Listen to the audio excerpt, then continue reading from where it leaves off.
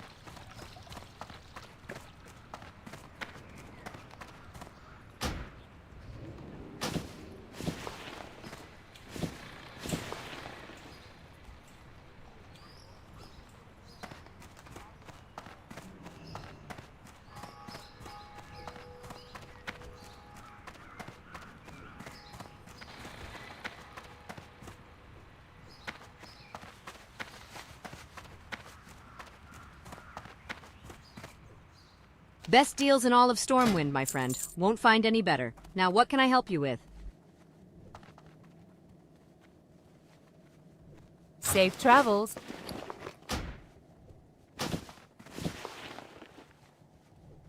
Best deals in all of Stormwind, my friend. Won't find any better. Now, what can I help you with?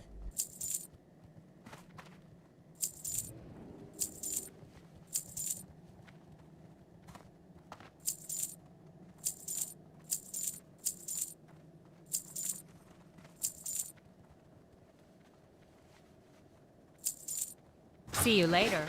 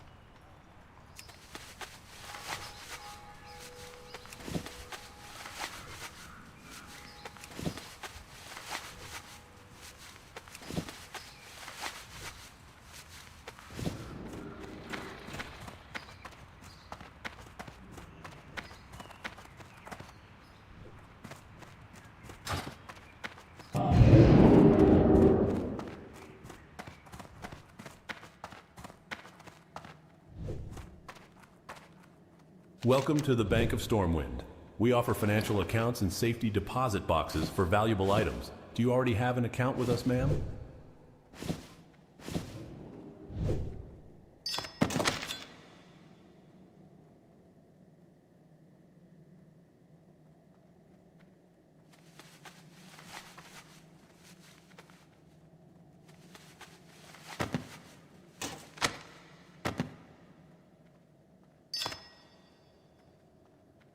Be careful.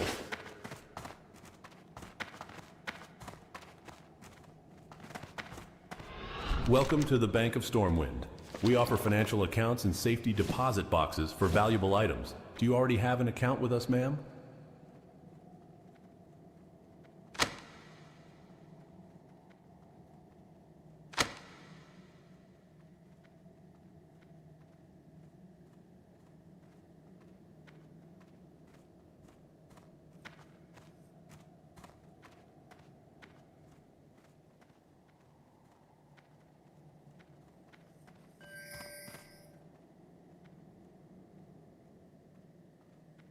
Go with honor, friend.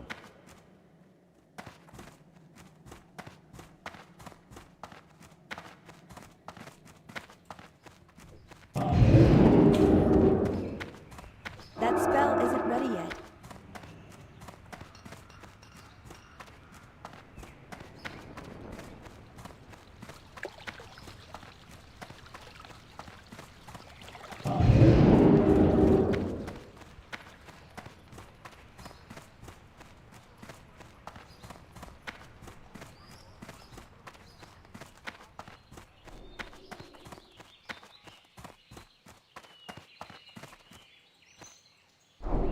Good. I can tell that my efforts will not be wasted.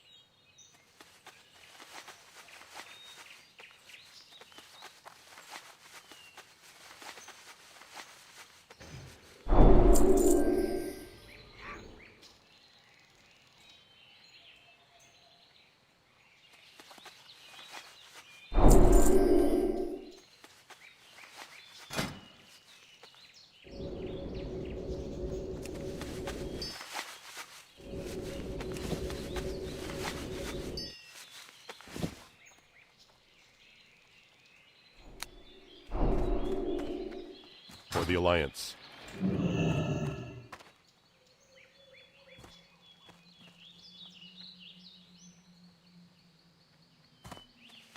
Since the fall of Dalaran and the destruction of Quel'Thalas, wares of this sort have been hard to come by.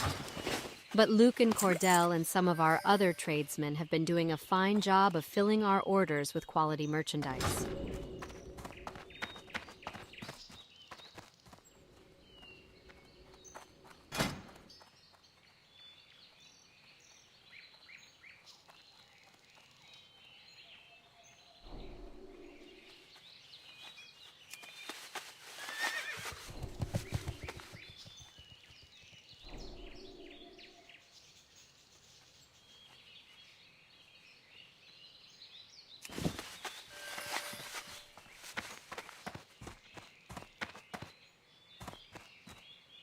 Good. I can tell that my efforts will not be wasted.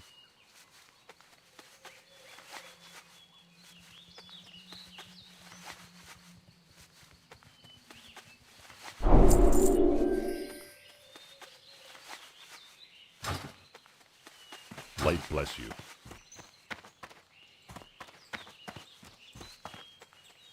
I sell only the finest arcane gear, made by the crafters and mages here in the city of Stormwind. Have a good one.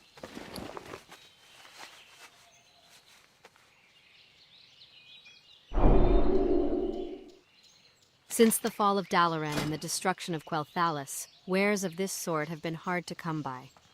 But Luke and Cordell and some of our other tradesmen have been doing a fine job of filling our orders with quality merchandise.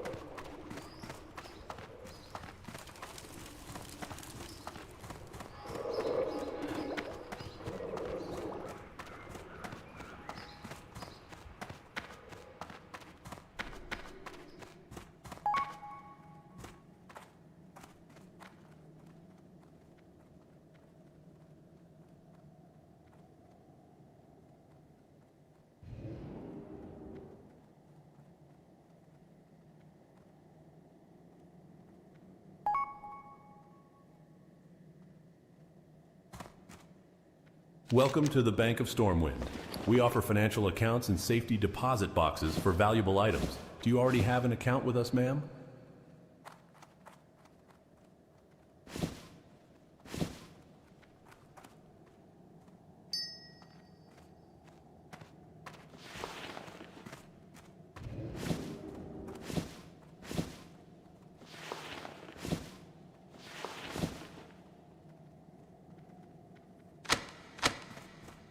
Be careful.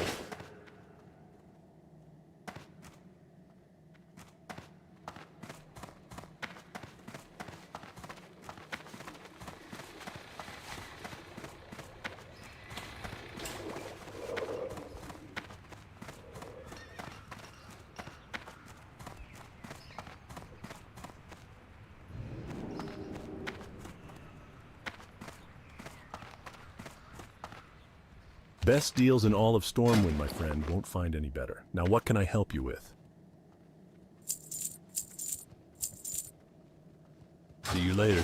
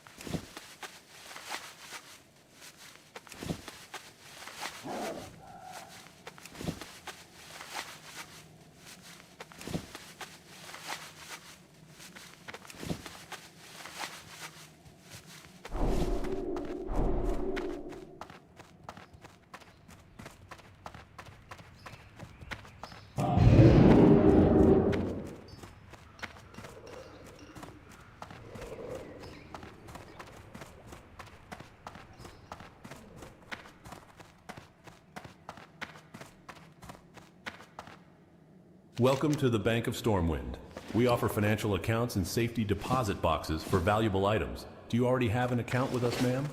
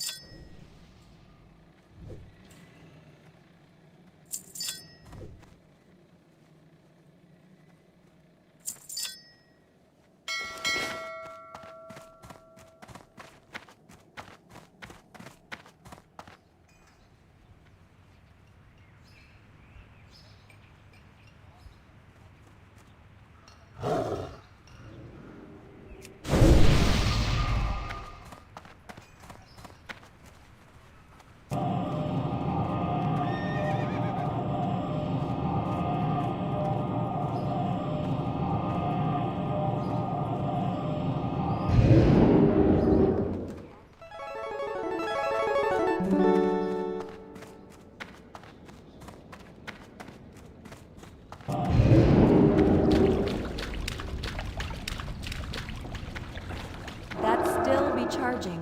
I can't cast that yet.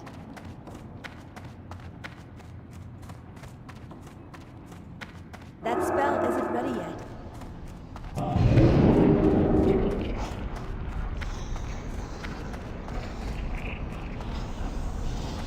I can't cast that yet.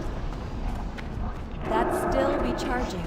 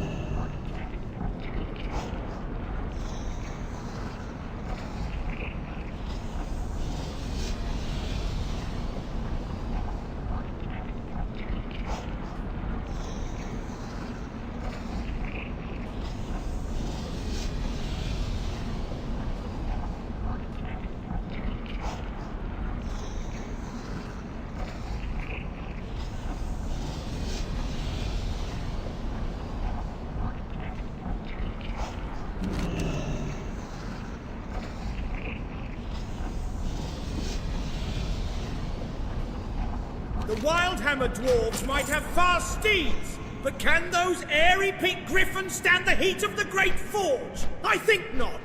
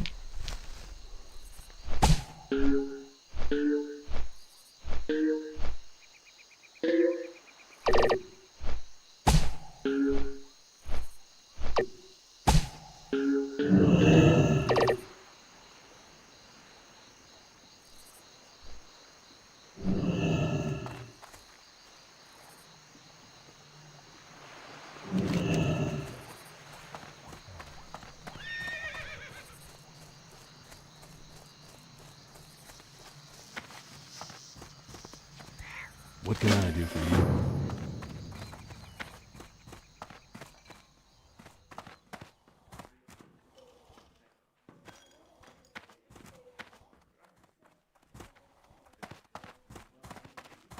Fill your tankard and pull up a chair. We've stories to tell and kegs to empty.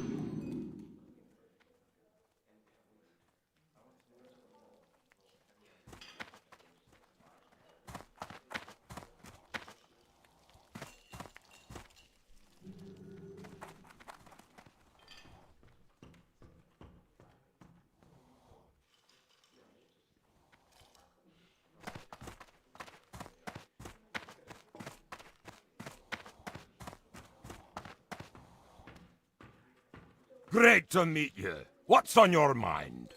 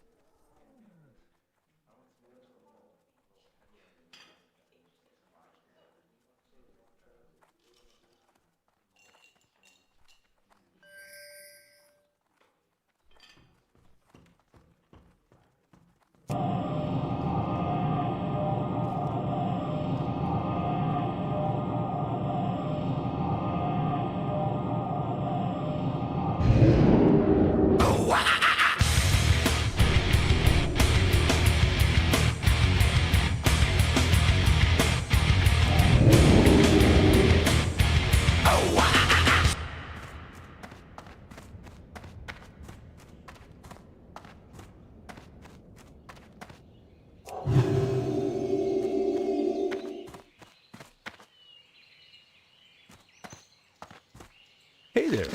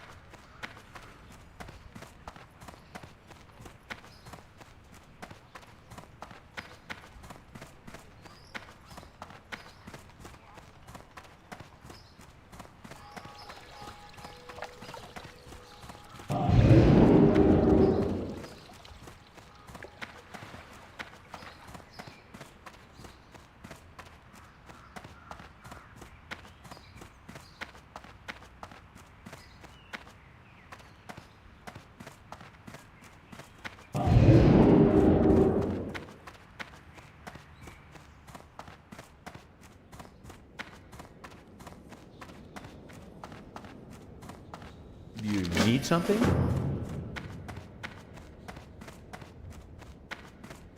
Hello.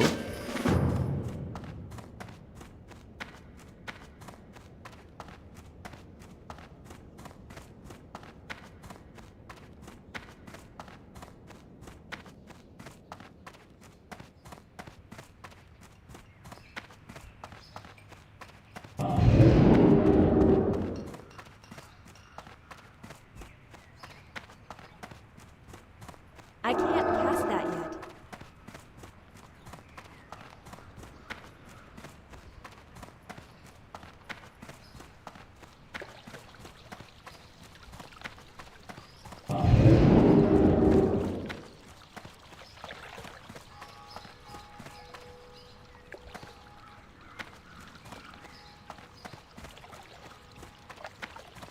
That's still recharging.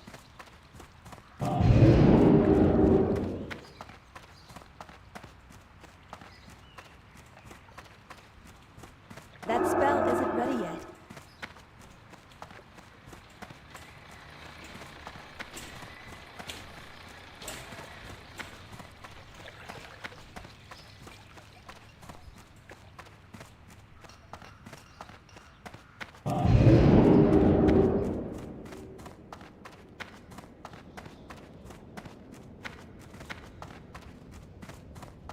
I can't cast that yet.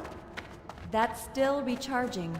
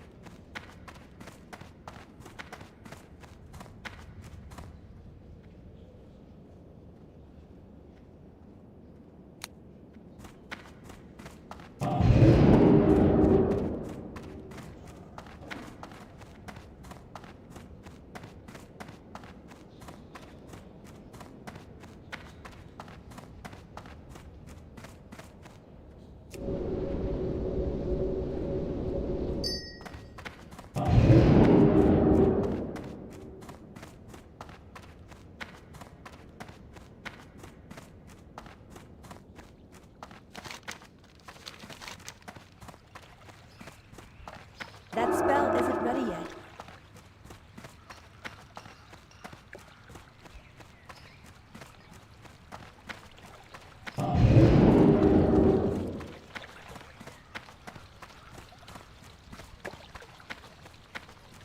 I can't cast that yet.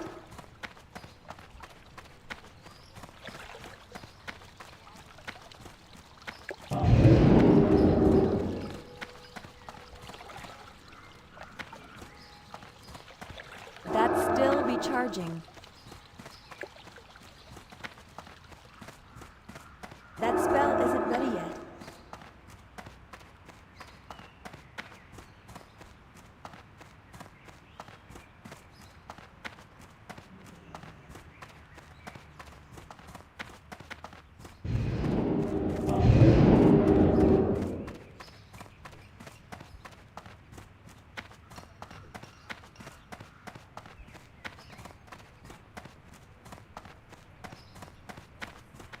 That's still recharging.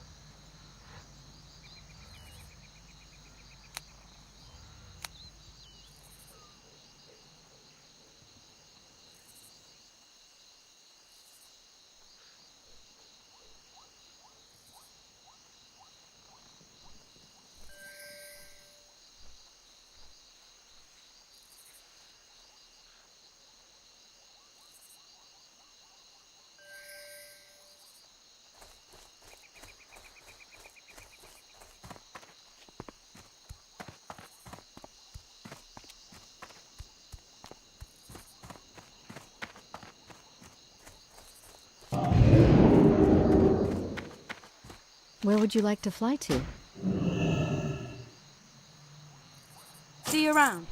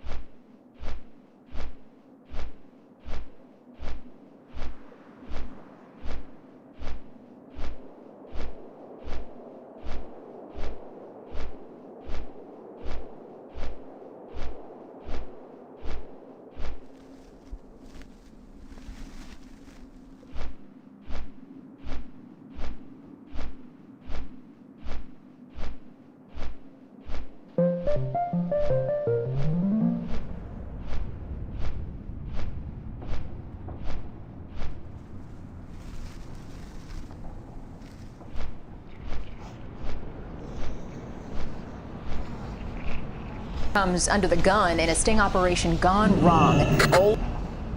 News, new details about sting operations underway at an East Point park. I'm not going to lie, this story shocked me. Right now, parents say they can't even take their kids to the park because they're scared of what they might see. And a different operation spanning months, hundreds of fugitives arrested, more than 150 guns off our streets, and several children safe. News 4's Austin Brissett has new information on how Operation Triple Beam went down.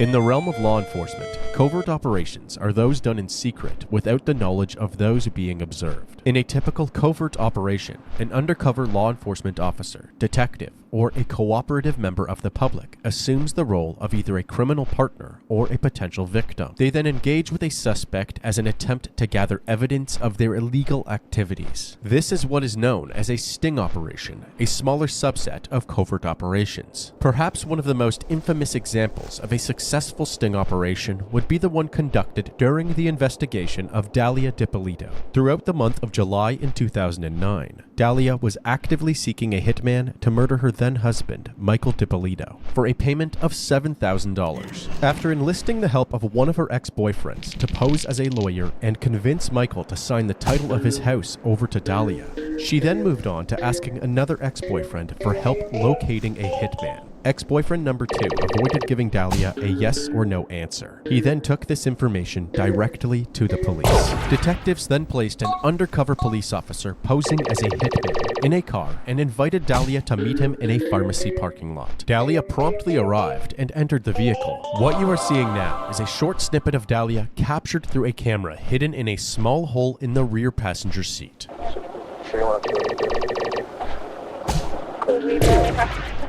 You know, it's just, I'd rather be as less, whatever. They're just going to be asking you questions, although they know it's going to be obvious what it is, and they already know, you know what I mean? But, you know, they're going to ask questions, you know, because that's how they got to do it, okay? I don't know how well I'm playing it, because I don't want... No, I'm not going to I'm a lot tougher than what I love.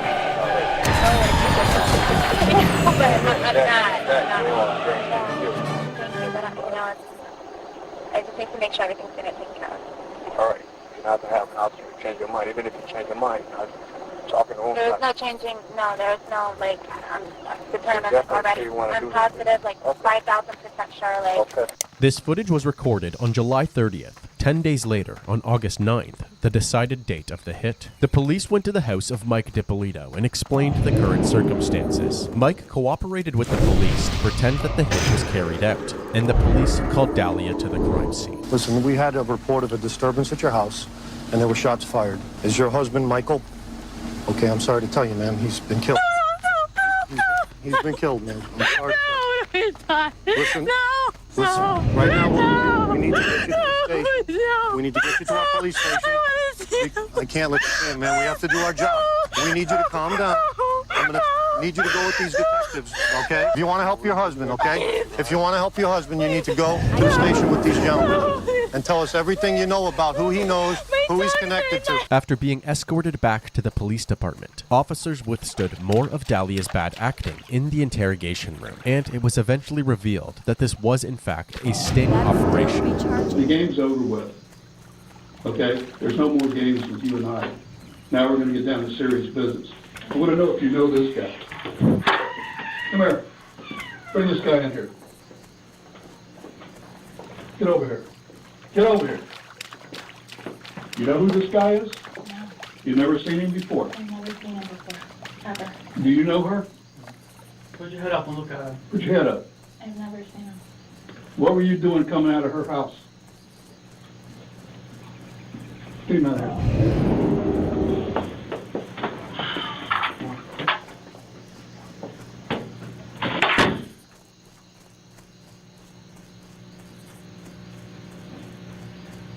You're going to jail today for solicitation of murder. You're under arrest. That's an undercover police officer. We filmed everything that you did, recorded everything that you did. You're going to jail for solicitation of first-degree murder of your husband. I didn't do anything. Did you hear what I just told you? I heard what you said, but I didn't Everything, do anything. listen to me.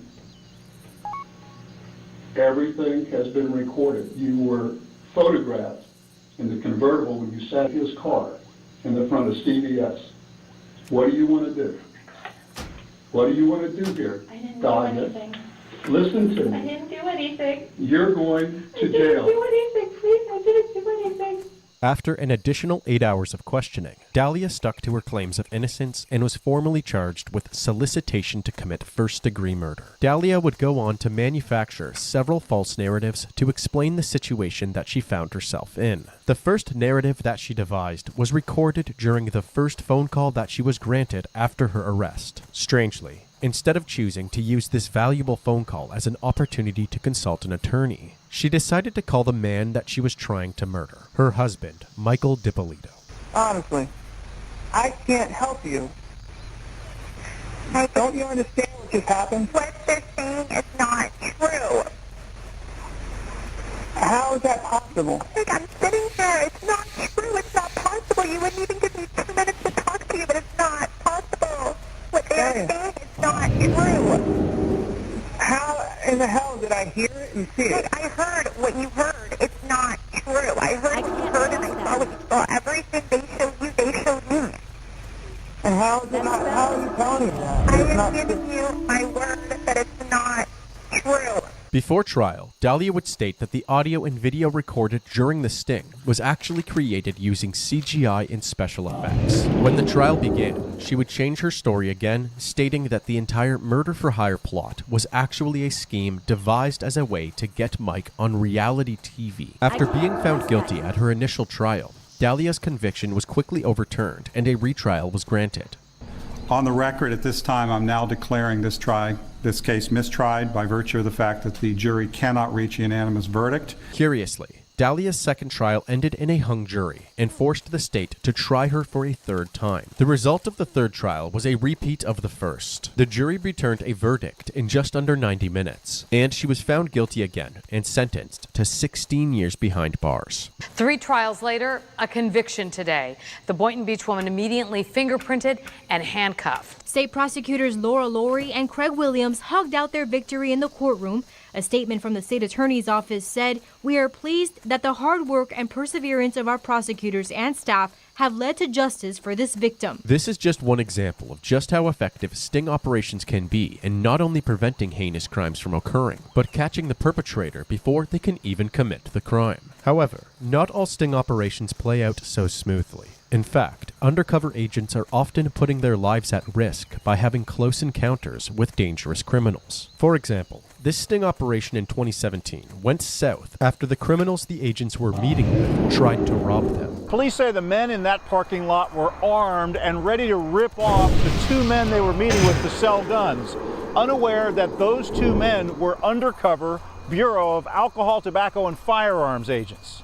A security camera records one of the suspects darting from the scene Friday. And then it shows him running in between the A-line and into the traffic on Pacific Highway South in Kent. I was like, oh my gosh, he got hit by a car. I didn't know he actually got hit, and then we had footage of it. Jasmine Shenowick got hit by a car. Showed us the video from security cameras at Midway Tropical Fish and Pets where she works. Kent police say they were working with undercover federal agents in a sting to buy firearms from a 19-year-old man and his partner. The suspects attempted to rob our undercover officers. A shootout ensued. In the gunfire, law officers' bullets took one suspect out with life-threatening wounds, and that black car took the second one down with less serious injuries. It is clear that sting operations come with a set of risks that in some cases can be fatal. These risks are often too hard to predict, as the investigators do not always know how far their targets are willing to go. There is another type of covert operation with its own specific set of risks. That operation is called Mr. Big. In Mr. Big operations, it is often very clear what these criminals are capable of. So tell me what you can remember. I remember picking a broad up one time. Having sex.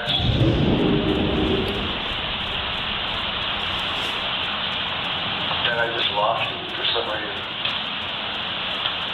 Pleased to meet you. I think I strangled it, I'm not sure. This one here is neither of us. He's like 11 or 12 years old here. That could be. But again, I don't care. What if I'm going to do? Native. I know she's a native. Native? I gotta know everything about that. I'll just stand like that a second. In this case, the man confessing to murder is 71-year-old Gary Handlin, and the man that he is confessing to is a strategically placed undercover agent posing as a local organized crime boss. Going into this operation, agents already possessed enough evidence to believe that Gary was capable of murder. This confession was the last piece that they needed in order to convict him. Following this video, Gary was formally arrested and charged with the murder of Monica Jack, 36 years after her abduction. He was convicted in early 2019. As alluded to using the prior examples, the main difference between Mr. Big and a sting is that sting operations are designed to catch a person attempting to commit a crime, while Mr. Big is another type of covert procedure designed to elicit confessions from suspects who have already committed a crime. For the remainder of this video, we will be taking an in-depth look at the murder of Jack Beauchamp, the investigation that followed, and the Mr. Big operation that uncovered his killer. On a Monday morning in January of 2006, in the city of Calgary, Alberta, a business executive with Moorbank Financial made her way to the 12th floor of the high-rise building where her company resided. The doors were unlocked, and upon entry, she found her co-worker Jack Beauchamp bleeding out on the ground, unresponsive. After calling 911 at 7:58 a.m., EMS was dispatched. While still on the phone and waiting for them to arrive, the operator guided her to perform CPR. In the process, it became apparent that Jack's injuries were a result of gunshot wounds to the chest. When paramedics arrived at 8:02 a.m., it was too late. Jack had succumbed to his injuries. They noted that Jack's coffee was still steaming, indicating that this was a very recent shooting. His co-worker, who was still by his side, said that she had not seen anybody leave the area, meaning that there was a possibility that the shooter was still in the vicinity. We discovered a male deceased of apparent gunshot wounds. This incident is being investigated at this point in time. The homicide unit of the Calgary Police Service has been notified. With downtown workers potentially still in danger, the pressure was on to collect evidence and find the shooter as swiftly as possible. When police spoke to other Moorbank Financial employees to gather more information, they found out that the company was a commercial mortgage lending company, and Jack Beauchamp was the president. The forensic crime scene unit arrived and began to process the scene, including the office where Jack was murdered and a parking garage where his SUV was parked. They determined that Jack was shot at close range with 6 .22 caliber bullets. According to the Moorbank workers, nobody witnessed the shooting, but they were able to provide a possible motive. Apparently, clients would frequently become upset about not receiving the loan that they were hoping for. In fact, there was one client in particular that Jack had been in the midst of dealing with. His name was Bob Deere, In fall of 2005, Bob made a deal with Moorbank Financial for a mortgage loan and agreed to pay the commitment fee of $18,000. When the deal fell through, Bob refused to pay the owed commitment fee, and this immediately became a point of discourse. While the commitment fee was merely a part of company policy, email exchanges on Jack's computer made it clear that Bob personally blamed Jack. The conflict continued to escalate, and on December 14, 2005, Jack made a phone call to 911. Calgary Police Officer Fontaine. Yes, good morning. My name is Jack Beauchamp. I'm calling from a company called Moorbank Financial. Quite honestly, I'm not sure if this warrants police intervention or not. I've received some emails from a client that discussed with my lawyer, and it seems like they have crossed the line into the threatening side of things.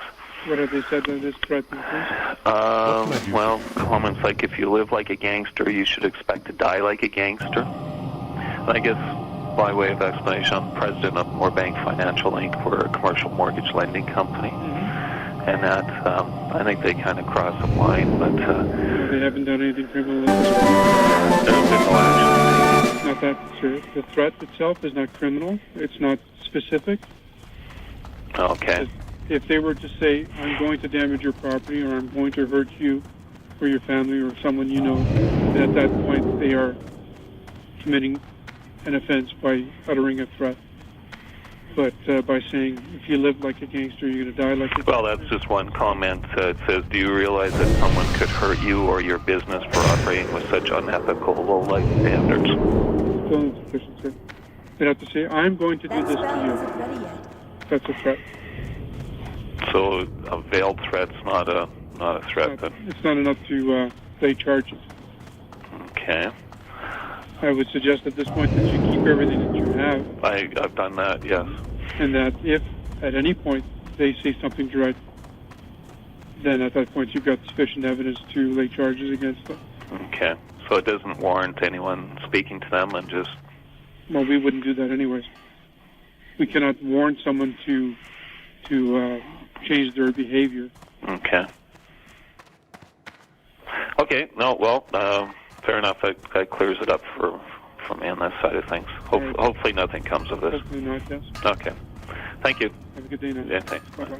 The next day, on December 15, 2005, Bob sent another email to Jack stating, I apologize for wording my letter to you in such a way that it scared you, or seemed to threaten you in any way. I mean no harm to you personally, as I don't even know you. Simply, I was expressing my disgust in your company's unethical business practices. He then ended the email by saying, we can both walk away from this without getting hurt, but it's up to you, Bob Deere. Later that day, Jack responded saying, the difference between us is that you are a low-life coward. He went on to state, go ahead and challenge our agreements in front of the court if you disagree. Stop with the threatening, rhetoric, and veiled threats. First off, I'm not the least bit intimidated or afraid of you. Second, you are not smart enough to pull off a war of words. Third, you are embarrassing yourself in front of my lawyer, your old partners, the mortgage broker, my staff, and now the police. Maybe it's time you grew up, you moron. Jack Beauchamp. Nevertheless, the arguments continued through email and Bob's name began to spread around Moorbank's office. One employee even showed detectives a note that Jack had given her. It said, Bob Deere, manic depressive, whack job, and included his phone number. Police naturally set their sights on Bob as a suspect. They met him at his house as he pulled into the driveway just hours following Jack's death, and promptly arrested him. They detained Bob at the police station for 24 hours, but were forced to release him. They didn't yet have enough evidence to charge him for murder, but he didn't walk away scot-free. He was charged with criminal harassment due to his emails for the time being. The detectives moved on with their investigation by looking through surveillance videos recorded by cameras around the building. Here you can see Jack beginning his day, briefcase and coffee in hand, entering the office building. At 7:49 a.m., he is seen entering the elevator. This was the last time that Jack was seen on camera. After examining the CCTV footage thoroughly, police confidently determined that Bob had not been in the building at the time of Jack's murder. So if not Bob, then who? Continuing to review the footage, there was one individual who stuck out like a sore thumb. This person was wearing sunglasses while it was dark out, and from what the CCTV had captured, it seemed as if he didn't take off his gloves the entire time that he was in the building. The homicide unit has viewed hours of video from the business at 635 8th Avenue Southwest. And as a result of that, we have identified one person of particular interest, a male, dark hair, a beard, approximately 5'6" to 5'8", weighing about 175 pounds, wearing blue jeans and a dark jacket.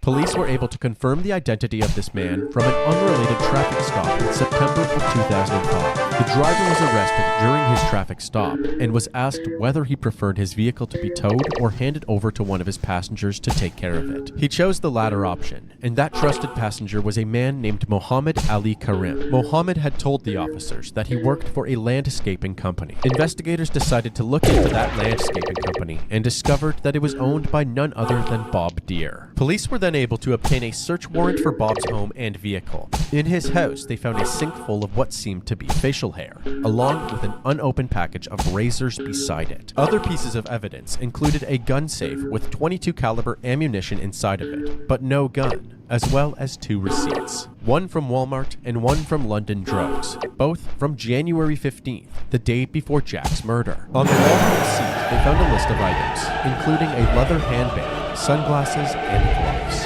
They also found a Greyhound bus pass from Edmonton to Calgary that had the name MLE printed on it, dated for January 15th as well. Investigators now had 3 locations where Bob Deere had been the day before Jack's murder: the Greyhound bus terminal, Walmart, and London Drugs. So they decided to check the surveillance footage for each one. When reviewing the Greyhound bus terminal footage, they spotted Bob Deere arriving and then leaving the building with Mohammed, sporting the same black jacket and beard. The next day, on January 16th at 10:13 a.m., he can be seen returning to the Greyhound bus terminal, but this time he no longer has facial hair. This would explain the shavings found in Bob's sink. The investigators moved on to the Walmart, where Bob and Mohammed can be seen walking together and buying their list of items. Then on to London Drugs, where the men can be seen buying rubbing alcohol and latex gloves. The surveillance footage presented a clear timeline of events to the detectives. On January 15th, Mohammed arrives in Calgary from Edmonton using the Greyhound bus and meets with Bob Deere. The 2 men make several stops in preparation for Jack's murder. The next morning, Bob drops off Mohammed at Jack's building. Mohammed kills Jack and then flees the scene. Back at Bob's house, Mohammed alters his appearance before being dropped back off at the Greyhound bus to return to his Edmonton home. With all of this evidence stacked up against Mohammed, police were able to obtain a search warrant for his house in Edmonton, where they found clothes that seemed to match the ones that he was allegedly wearing in Jack's building. Unfortunately, all of this evidence was still circumstantial, so months went by without charges being laid against Bob or Mohammed. Mohammed even moved out to Vancouver during this time. However, he had not escaped Calgary law enforcement's radar. They devised a Mr. Big operation in the hopes of getting a confession from Mohammed. Undercover investigators spent several weeks in Vancouver gaining his trust, pretending to be a part of an underground criminal organization that was looking for a new recruit. Eventually, Mohammed scored a meeting with Mr. Big, the boss of this fictional organization. Part of his initiation was to describe in detail other organized crimes that he's been a part of. I got in there. The door was open. I called it as a Jack Beauchamp. And then he came like this. How can I help you, sir? Good morning. I looked pretty scary with the gloves and the glasses, you know. I was like, hey, good morning, sir. My name is Mike. A buddy of mine sent me here to talk business with you. He's like, what was your pen? I said, oh, it's a French guy called Denis. And he's like, Denis. Like, it doesn't matter, but anyways, I would like to talk to you about some money lending for a real estate project and stuff. So he goes, okay, but like, do you have an appointment? Have you called me before? Like, yeah, I called actually before, and I left a message with one of your employees here. I don't know if they did the messages, like, I don't know. I'm like, okay, can we see each other? I was planning to go with him in the office, and then once he turns his back, I just gonna take him up. But he said, no, you need an appointment, sir. I'm sorry, I'm really kind of busy. I managed to get him back to the office by asking him for a card, a business card. So he went back to the office. That's when I pulled up the gun, just called him. And when he saw me coming, he kind of ran towards me. That's the mistake I did. I didn't want to kill him. I did not want to kill him. So I'm here. Yeah, I'm here. He went that way. I just take it off the safe room, came out. Look at him. He came at me. I went like this. The moment he saw the gun, he was shot. A few days after this confession, both Bob and Mohammed were arrested for first-degree murder. They were transported together, and a conversation between the two was recorded. Listen, I got set up by some undercovers, brother. Really? They're telling me you're ratting me up. No. And I told them that's crap. That's crap. All the information they got is crap. They got that video clear. It was an undercover man. These undercovers, if they are the undercovers or if it's from the police, I'm not even sure here. Okay? Mm-hmm. We made one big circle just so that they could listen to us, and now we're right back where we started. Oh, I know, man. I don't care. I don't care. I mean, I'm trying to help you, and you're trying to help me because we're friends, you know? We're in the same boat for nothing. So, of course, we're gonna help each other, man. It's us against them, right? Well, I'm just saying nothing. A property on this street is at the center of this case. The prosecution says Robert Deere had borrowed more than $1 million from Jack Beauchamp to build a duplex here. But the big problem started when that duplex deal fell apart and Deere still owed Beauchamp money. Their trial began in September of 2007. The prosecution presented their case, saying that in a fit of rage over the $18,000 commitment fee, Bob Deere hired Mohammed Karim as a hitman to kill Jack Beauchamp. They laid out all of the evidence for the jury, including the timeline of events using CCTV footage, the email exchanges between Bob and Jack, the forensic evidence from the crime scene and Bob's house, and Mohammed's full confession. The defense tried to counter this by simply saying it was an accident, that Mohammed never intended to shoot Jack, and there was never a plan to kill him in the first place. Apparently, Mohammed only meant to intimidate Jack, as Bob had specifically instructed him not to use violence. After 4 days of deliberation, the jury had reached a verdict. Robert Deere and Mohammed Karim were found guilty of the first-degree murder of Jack Beauchamp. I think that the jury was very conscientious and diligent. They clearly considered all of the evidence very carefully.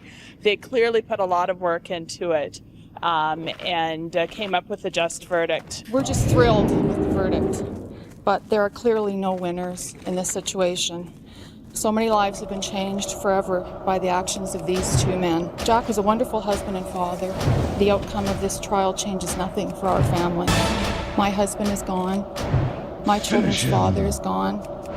We miss him every day in our lives, and we cherish the memories we have, but we must try to move forward. Following this conviction, Bob's defense team argued in the Court of Appeal that the trial judge's instructions to the jury were flawed because she didn't tell the jurors that they had to find Deere paid Karim specifically to murder Beauchamp. So, the conviction was overturned, and the case demanded a retrial. A new trial began today for two men accused of killing a Calgary businessman. It's the second trial for the duo charged with first-degree murder in the killing of Jack Beauchamp. Nancy Hicks is at the Calgary Court Center with the latest. Nancy. The trial began today with graphic video of the crime scene. Beauchamp lying in a pool of his own blood in his downtown Calgary office.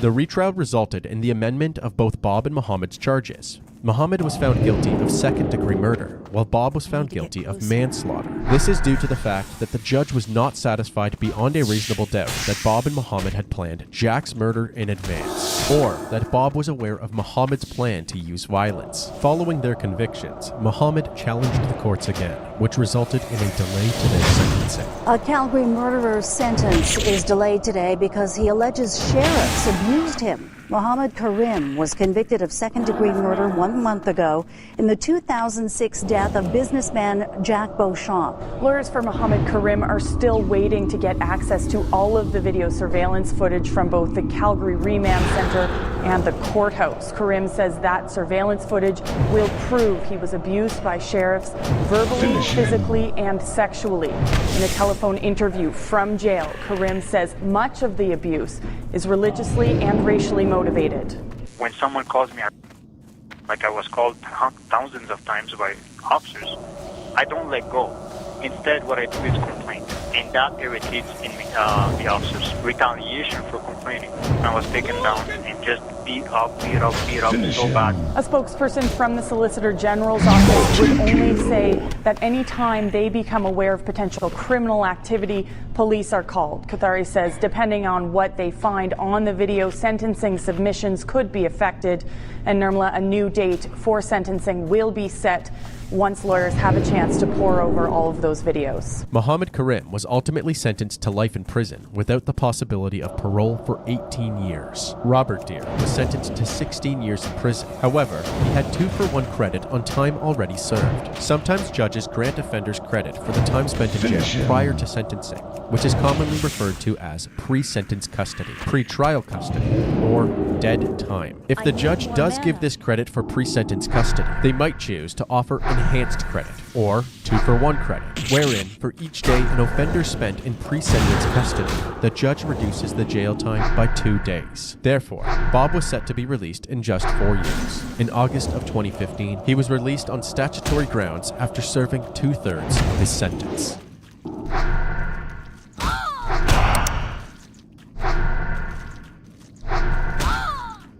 I weighed close to 300. Sometimes people are born genetically larger. Yeah, we're taking pictures. I'm like, dude, you're jacked.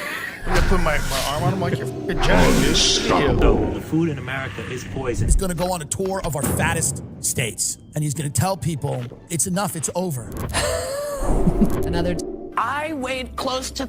This stuff looks like cheese. I weighed close to 300. Some are born genetically larger. I didn't mean to. No, I know you did.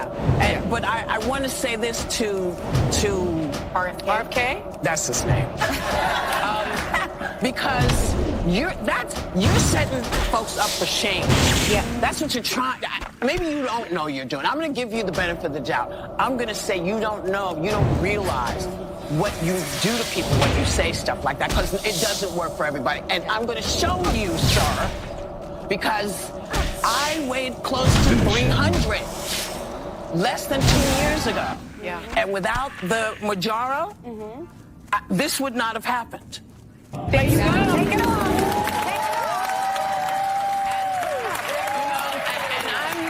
There you go.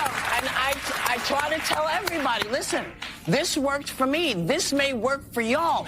You cannot take it out of people's hands if it can help. Because if we can keep people healthy, if we can get rid of diabetes, if we can get rid of all of the things cardiovascular, what's wrong with trying to do that? Nothing. You're wrong on this, R. Also, the side effects are not horrible. But what does Kimberly Guilfoyle think of it? That's what I want to know. You mean she's going to agree she got a body now. Yeah. Where does Elon Musk come and RFK Jr., two medical experts? Who are they? Elon's right on this. Elon's right on this. Yeah. Also, maybe the brainworm will shrink.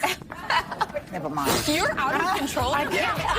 So first she pretends to forget his name. I want to say this to RFK. That's his name. It's not like he's famous. No one knows who the Kennedys are. And I love how it took her no longer weighing as much as an offensive lineman to finally compliment Elon Musk. It's because Elon Musk defended Ozempic. Whoopi Goldberg also took an Ozempic-like drug called Mounjaro when she was as big as Mount Kilimanjaro. Sorry, I couldn't resist, but I really don't want to fat shame anyone because I don't think that's what RFK is doing at all. And it's honestly really sad how Americans are being poisoned by greedy corporations. This is the color of Fanta in Europe. This is made with 100% orange juice.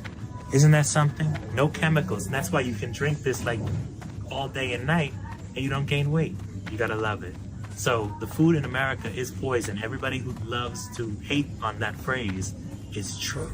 Whoopi Goldberg apparently just started being genetically fat. I don't know if that's something that kicks in. Not gonna lie, she looked pretty good in the 80s and 90s. But be real, whose advice are you going to take? A 70-year-old man who can do this? Or these actual health ministers who all oppose him? Awesome. Works out with jeans on. That's old school.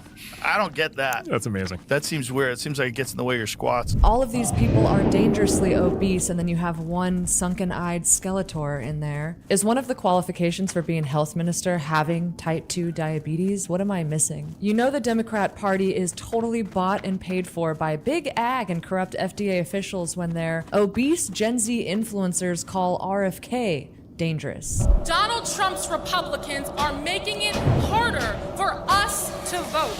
As the saying goes, if you're not at the table, you're on the menu. Looks like there are a lot of seed oils on that menu. But just think about who stands to gain by openly encouraging obesity. Is it the US healthcare industry that's the most expensive in the world while doing nothing to actually increase Americans' life expectancy? Is it the pharmaceutical companies that produce semaglutides like Ozempic, Mounjaro? Is it big ag where soy and corn have been heavily subsidized since the 70s? While I'm not exactly sure what big moneyed interests are behind Whoopi Goldberg and others actively discouraging the removal of poison from Americans' foods, even Jon Stewart and Bernie Sanders agree with RFK. What I find is there is a gag reflex from, and I think both parties have it, a gag reflex on Robert Kennedy says, ultra-processed foods are killing Americans. And I'm like, yeah. That's right. God awful. That's got to change. But if you were to say that, boy, are you just dogpiled. How can you agree with Robert Kennedy Jr. on anything? He's this and that. We've been yelling about that for years, and as soon as you do that, how can you? How dare you? It's really interesting. Apparently, RFK is going to preach the bad news about processed foods in America's fattest states. Fat map here, and he's coming. Do you understand this? Get the fat map up. RFK is going to go on a tour of our fattest states. And he's going to go on a tour, and he's going to tell people, it's enough, it's over. It's over. There should be a press photo of him taking something out of someone's hand. There's a 400-pound woman standing there in Alabama, and he takes a biscuit right out of her hand, and the headline is, it's over. It doesn't take a genius to notice that the fattest states are also the poorest states. Meat and produce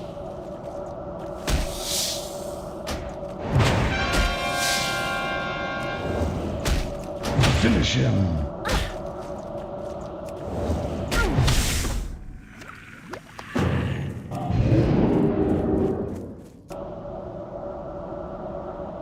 I'm not the one identifying everyone by race. You are. You're the one who keeps telling. Why? Why do you have to? He did. He deserves no blame from your perspective, right? Did you hear the witness testimony? I'm asking you a question. Or are you cherry-picking the ones? I'm asking you a question. Do you blame Jordan Neely at all for his conduct? If Jordan Neely was a white man, we'd be saying it was an opioid crisis. He was hungry. He was mentally ill. He had a muffin in his pocket. I wouldn't be if there were other. What about the witnesses? Let's play again, just so we're clear on the race. Play Eddie Gibson, who begged Daniel Neely to stop. Oh, again, but he stayed there throughout the incident. Play the ones that fit the narrative. But what's the narrative? There's black women who were on the subway. It was mostly people of color on the subway. What about a white man during cross-examination who said that he was afraid of Daniel Penny, the one who poured water onto his head and said that he was afraid? He was a white man. Yeah, okay, so... You know, this lady must want to buy a new car or something because she's really trying to perfect the art of turning minor issues into Oscar-worthy dramas. And you can almost feel how exhausted Abrams is by having to endure all of her BS. I mean, I know this was covered to death at this point, but in 2015, Neely kidnapped a 7-year-old. In 2019, he punched a 64-year-old man in the face, and in 2021, he broke the nose and fractured the skull of a 67-year-old woman who was exiting the subway. It's not completely unfathomable that people were nervous or afraid around him. A diverse Manhattan jury. Why is it? Well, it was 4 people of color. That's known typically as... I was there during jury selection. Whether it was black women were shut out for having unconventional hair. He said what? He said that she had unconventional hair because her hair was purple, that she would have unconventional thought. But again, the notion that she's being dismissed because of her hair, I assume you're assuming it's because of her race, right? It absolutely was about weight. Right. When you look at when hate crimes happen, when you look at when injustice happened to black people, but let's agree. We don't get justice. Let's agree to some. Look, I'm going to be doing a segment later this week on a missing black woman who has not been getting nearly enough attention. Send it to me and I'll share the by the media. Absolutely. Because I understand that, and to that degree, you have a fair point about the way sometimes the media and the justice system handles. But not in this case. This case, even the prosecutors conceded Daniel Penny had every right to go hands-on, and the question became, okay, when should he have stopped? I understand that. The ultimate question is, why did the jury acquit? Is it because they're racist? America is inherently biased. So the jury is racist. Have you seen the I'm asking you a question. No, don't change the subject. Is it because the jury is racist?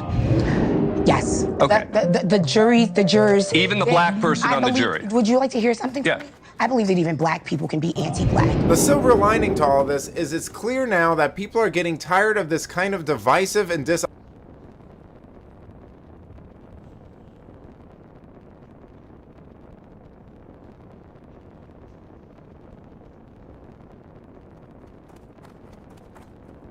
A car is found a stone's throw away from where you work. Does that bother you? Doesn't bother you at all. Okay. Our car is found porch a stone's throw away from where you work. That doesn't bother you? Does it make you nervous that we may think you did something? It should. This is Lester Jones. Lester was convicted of first-degree sexual assault and the kidnapping of his wife in 1999. At the time of this interview, in 2007, he was the prime suspect in the disappearance of Paige Bergfeld. Where did you go Sunday? What'd you do Sunday? What? We didn't do anything. We just. What'd you tell your wife you did Sunday, Les? What? I haven't asked you anything. Okay. What'd you do Sunday evening? Went to bed. Incorrect. Okay. That spell isn't ready yet. I need to be able to tell Miss Fingerman based on the plans. What was? Would you know that they need some closure? I would, yes. Okay. They need some closure. Have you seen that I killed her? Is that what you're telling me? Yes. I did not. You have nothing to show that to me. I have not seen her. I did not kill her. Go ahead, you can keep talking because I'm waiting to hear how you're going to show that to me. I can't show you. I didn't do it. Were you near a car? No. Why'd you leave the house Sunday night? To shut the shop lights off. How long were you gone? Minimal time to come down and go right back. Before assuming that Lester Jones is the wrongdoer in this situation, it may help to know how he ended up here in the first place. Paige Bergfeld was an active member in the community of Grand Junction, Colorado, running several businesses and contributing to multiple clubs. Paige was also a single mother of 3, Jess, Taft, and Trigger, after her and her husband, Rob Dixon, got a divorce in 2006.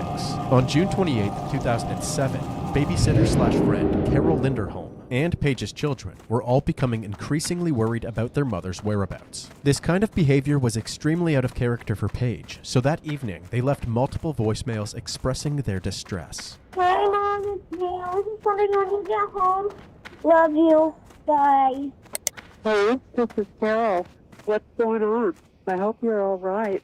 Over the next couple of days, Paige remained MIA and more voicemails were sent with no response. Sorry, Mom, you are really, really mean. You said you would be that good.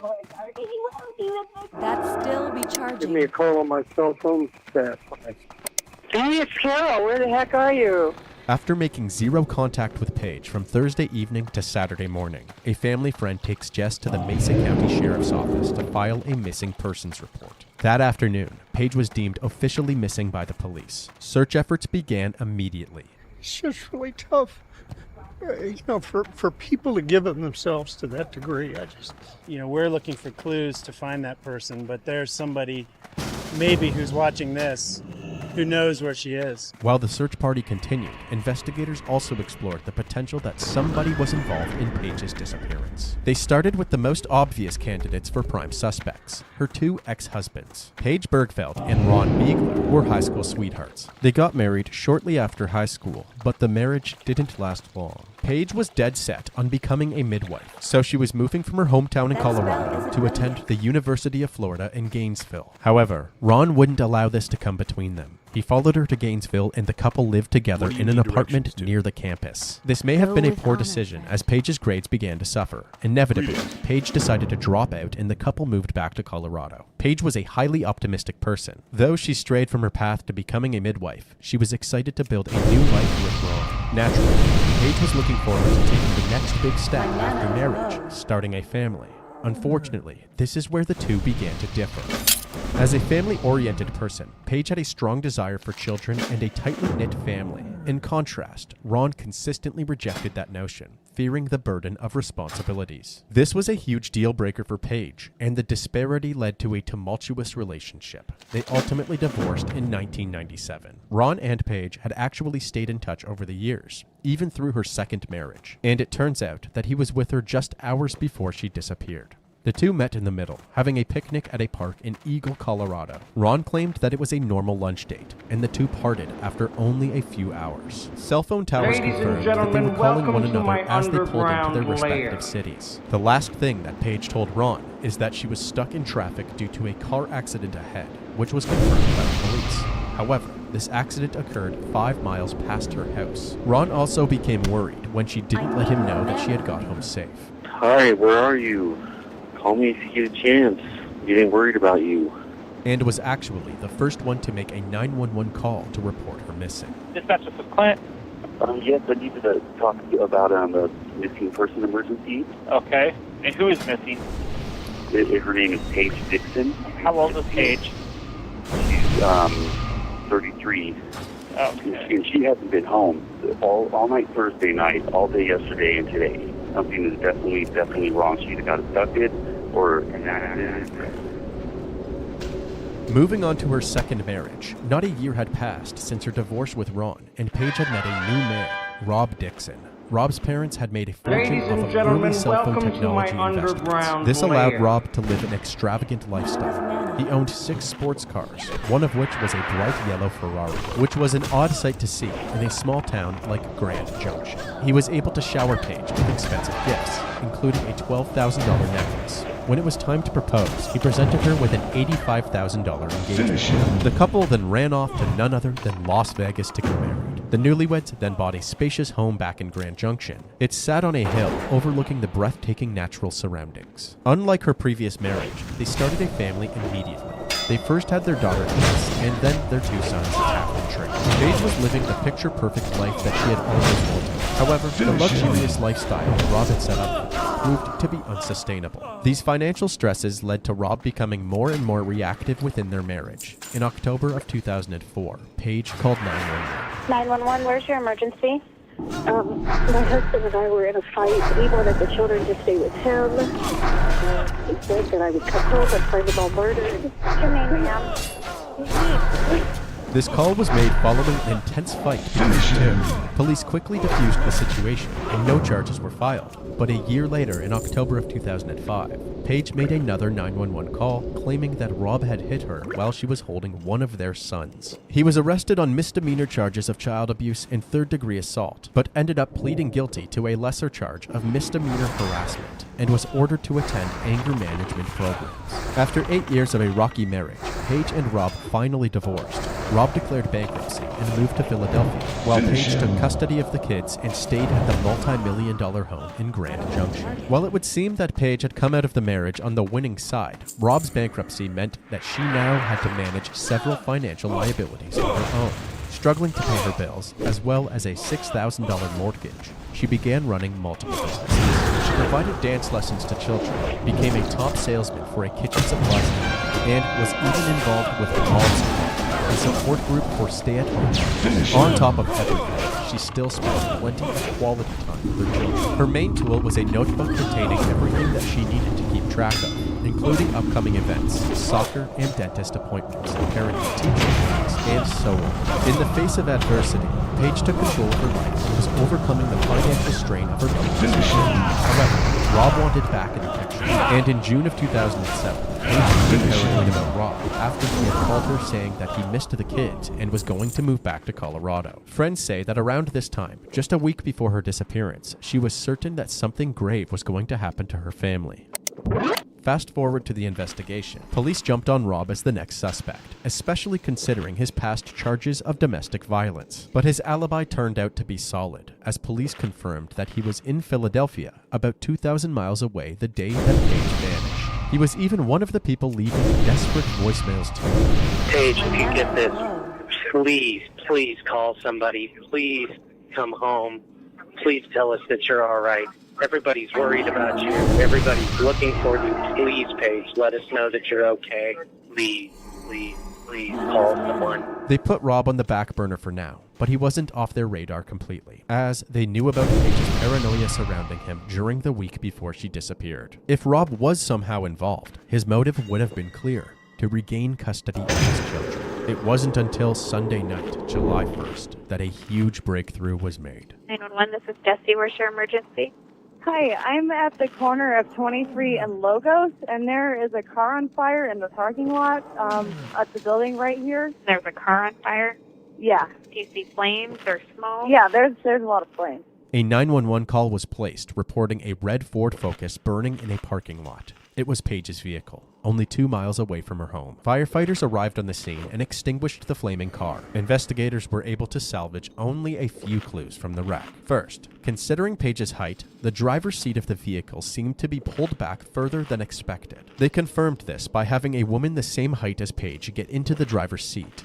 This suggested that someone taller than her was the last person to operate the vehicle. Second, Page's notebook was miraculously found unscathed. It seemed as if the melted dashboard had fallen over it, protecting it from the surrounding flames. Taking a look inside, the day planner was filled with her mundane yet chaotic schedule. But upon further inspection, they noticed the dates surrounding her disappearance. The 26th to the 29th had been ripped out. It was becoming clear that this was more than just a missing persons case. We were hopeful when we found the car things would fall into place, and maybe they will.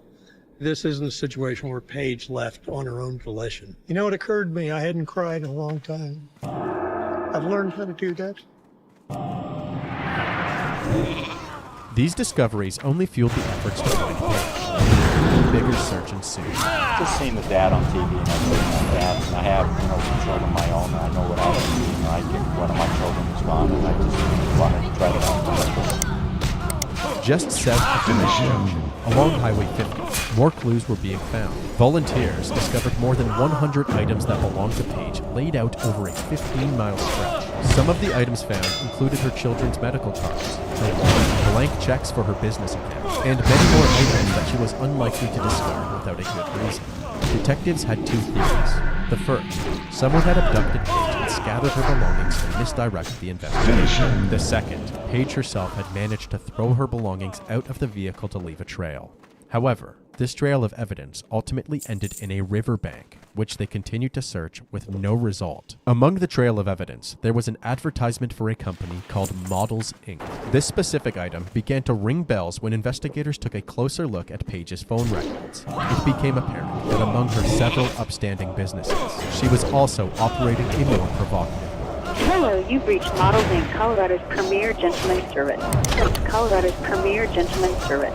Advertising through sites such as Craigslist and NaughtyNightLife.com, Paige had been living a double life as an escort, offering massages and other services under the nickname Harry. Upon learning this information, they had also discovered that Paige's nighttime endeavors played a big factor in her failed marriages. While she was with Ron Beegler, she started working part-time at a strip club against his wishes. This played a role in their decision to get a divorce. That same strip club is where she met high roller Rob Dixon. Following her marriages, it seemed that she had reverted back to this lucrative line of work in order to stabilize her financial situation. Her friend, Carol Linderholm, the friend babysitting her kids when she disappeared, was the only person who knew about this business of hers. It turns out several potential clients had contacted her the night of her disappearance, looking to meet with Carol.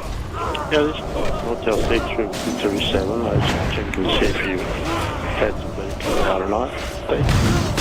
Yes, this is Eddie. I was wondering if you had any girls available this afternoon. Hello, my name is Bill. I'm available tonight. Hello, yeah, this is Jim. Calling to see if Gary was available tonight. I'm going to go get me a motel room now. This man, by the name of Jim, had called 5 times the day of her disappearance. Each call made from a prepaid track phone device. The final call was made from Paige to Jim's track phone, implying that she had gotten back to him. Detectives were able to track down this device and determined that it was purchased on June 26th at a local Walmart. They promptly recovered the surveillance footage. By corroborating the time of the purchase using the store's purchase records, they confirmed that this was their guy. This is Jim. If you've been paying attention, this man may seem familiar. He was later identified as Lester Jones, the person being interrogated at the beginning of this video. He stands at 6'5", someone who might push a driver's seat far back to drive a vehicle.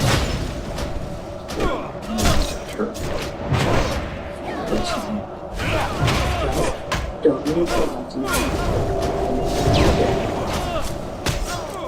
Finish him. I don't want to. I don't want to. You know what is okay.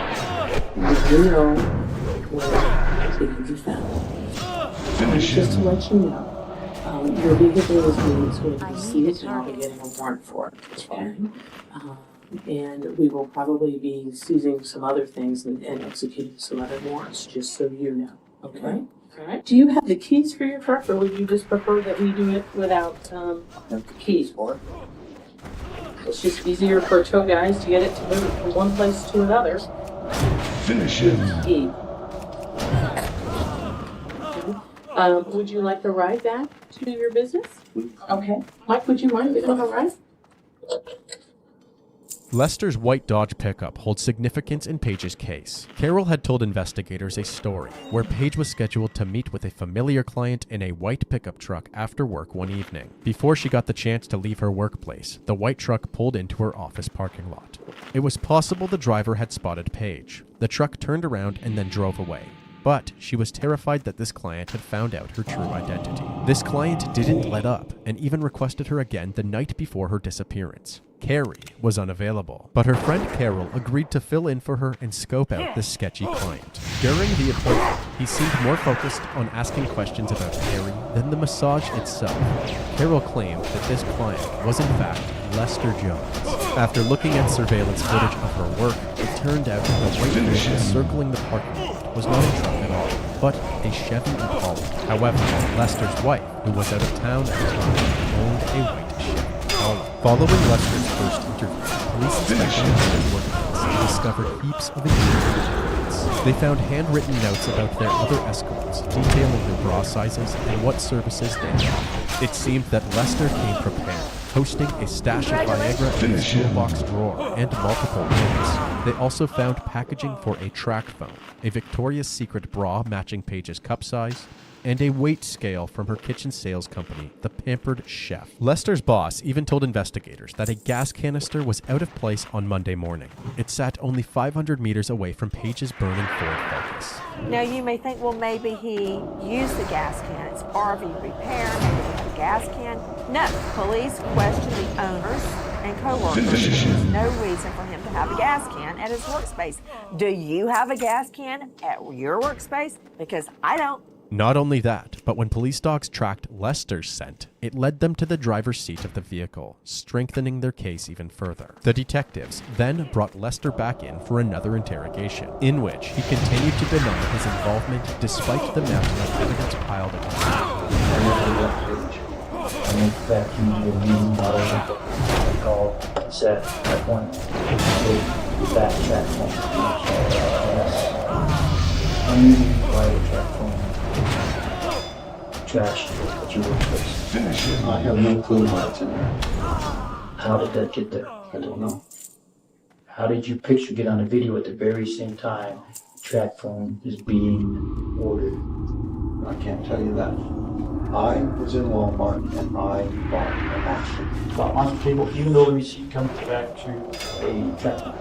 I did not Even though the clerk remembers you at that phone. I did not buy a track phone. So, video's line, clerk's line, did you guys go for the ride? Did you go up Highway 50? No. Did she put all this stuff out? How did stuff get up on Highway 50? I didn't. I haven't been anywhere with this.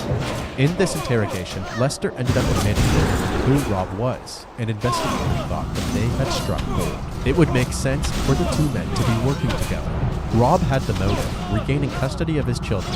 Lester had the means, scheduling an appointment with Paige through her secretive business that very few people knew about. However, after excessive digging, they were unable to find anything that linked Rob to Lester leading up to Page's disappearance. As far as the detectives were concerned, there was no way to build a solid case against Rob, so they focused solely on Lester as the prime suspect. 2 days following this interview, they called him to let him know that his vehicles, which were both impounded from a search warrant, were now available for pickup. Hello? Yes, may I speak with Ralph, please? Hold on, please. Hello? This is Art Smith with the Sheriff's Office. Just calling to let you know that we have both your cars ready. Are you with Elaine right now? No. I'm sorry? I don't think so. Mr. Jones, I'm not following you. You asked me where I would bury a body. I'm sorry? You asked me where I could bury a body. Apparently, right before this phone call, Lester had become delirious after taking a high dose of sleeping medication. Tensions built to a high between law enforcement and Lester Jones, but they were missing one key piece of evidence that would justify his arrest: Paige Bergfeld's remains. While there have been plenty of cases in which a suspect is arrested before a body is found, Paige had lived a double life, lying to everybody around her. The defense could have easily proven reasonable doubt by suggesting that she ran away from her complicated life in Grand Junction, hoping to never be seen again. This could have led to a losing battle if prosecutors took Lester to court. The disappearance of Paige Bergfeld remained a mystery for nearly 5 years. Then, on October 6, 2012, hikers discovered human remains in a dried-up creek bed near Wells Gulch Spring, just a few miles from where the evidence trail was left on Highway 50. Dental records confirmed it was Paige Bergfeld. It was likely that her killer buried her 5 years prior, and over the seasons, heavy spring runoff had uncovered what was left. Her remains found yesterday in Delta County by a hiker off Highway 50, 1 mile up Wells.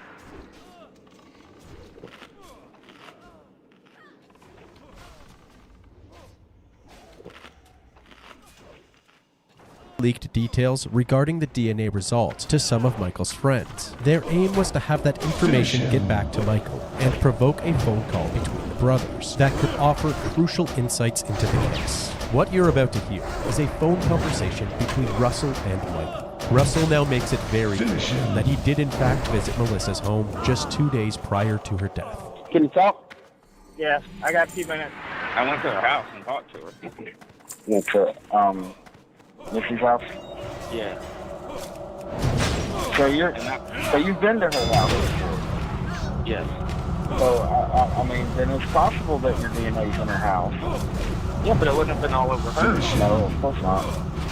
Let's get over there and get me a piece, but... Yeah, I wish.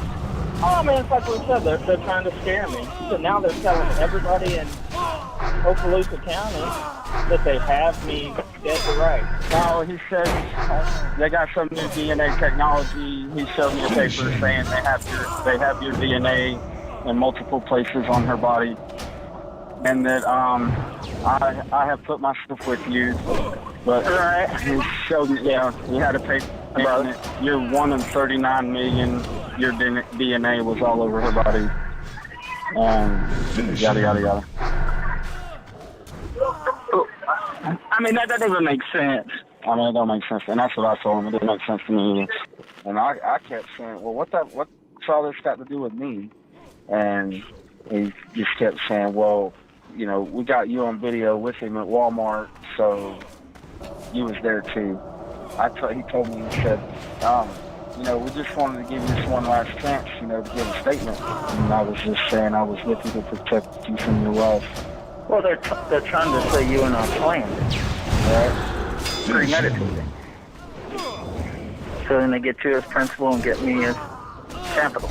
Although they spoke rather cryptically, detectives believed that this conversation suggested that the two men acted together. However, at this point in the investigation, the detectives had only gathered sufficient evidence against Russell to secure a warrant for his arrest. On November 8, 2016, Russell Holbrook was formally charged with the first-degree murder of Melissa Howard. A Florida grand jury has returned an indictment in a murder case involving a local woman, Melissa Howard, that had gone unsolved for almost 13 years. David Russell Holbrook Jr. was arrested in Alabama and returned today to Florida to stand trial on charges for first-degree murder. Detectives hoped that Russell would negotiate a plea deal, and in doing so, implicate both Michael and Brian. They were convinced that Brian had solicited the Holbrook brothers to murder Melissa Howard. During Brian's interview at the time of the murder, Brian made a peculiar statement.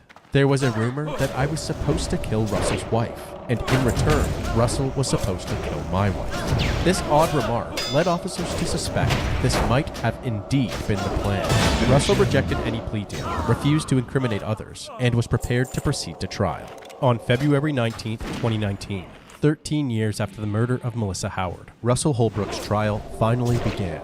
Clifton Drake, the state attorney, began his opening statement by presenting the connections between Melissa Howard and the two significant men in her life at the time of her tragic death. The backdrop to this case was a bitter custody dispute between the former couple, which Melissa had won. Drake pointed out that Melissa was set to assume custody on the very day of her untimely death, a fact distressed to the jurors.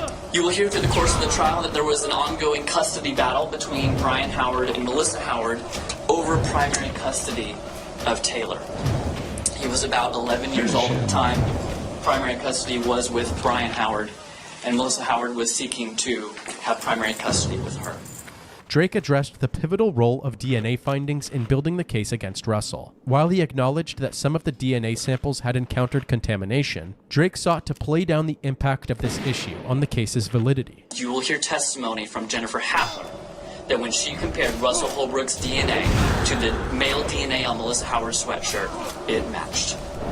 You will hear her testify that the frequency of occurrence of those two being a match is 1 in 39 million people. You will also learn, during my case, maybe during the defense, that a DNA contamination occurred in this case. And I will be presenting testimony of exactly what happened, and you will hear Ms. Hattler explain what happened, what it means, and how it was dealt with. The argument that DNA test results may be contaminated is often used by defense attorneys as a core tactic to challenge the validity of a DNA match. This piece of information played a crucial role in Holbrook's defense, with defense attorney John Jarvis highlighting it during his opening statement. They admit that there was a contamination done by this very analyst.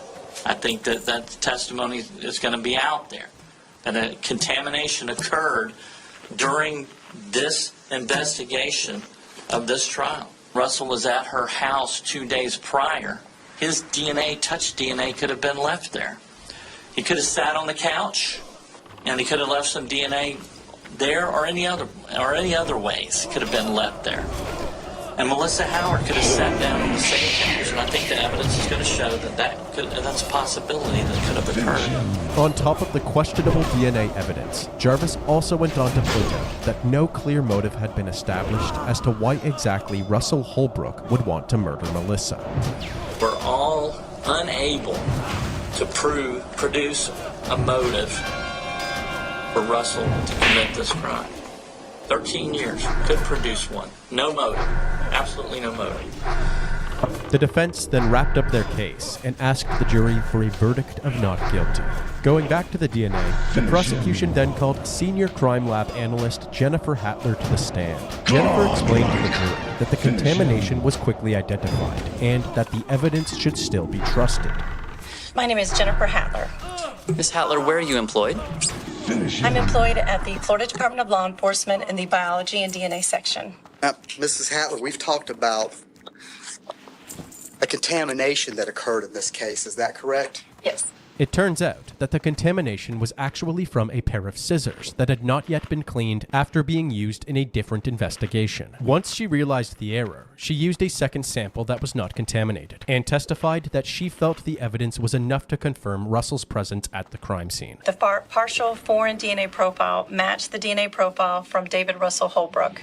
The frequency of occurrence of the partial DNA profile for unrelated individuals is 1 in 39 million. After explaining the contamination issue, the prosecution directed their focus onto witness testimony. Carrie Winkler, Melissa's daughter, who was just 15 years old at the time, was the first person to discover Melissa's lifeless body. During the trial, she was asked about that tragic moment. What happened once the door was opened?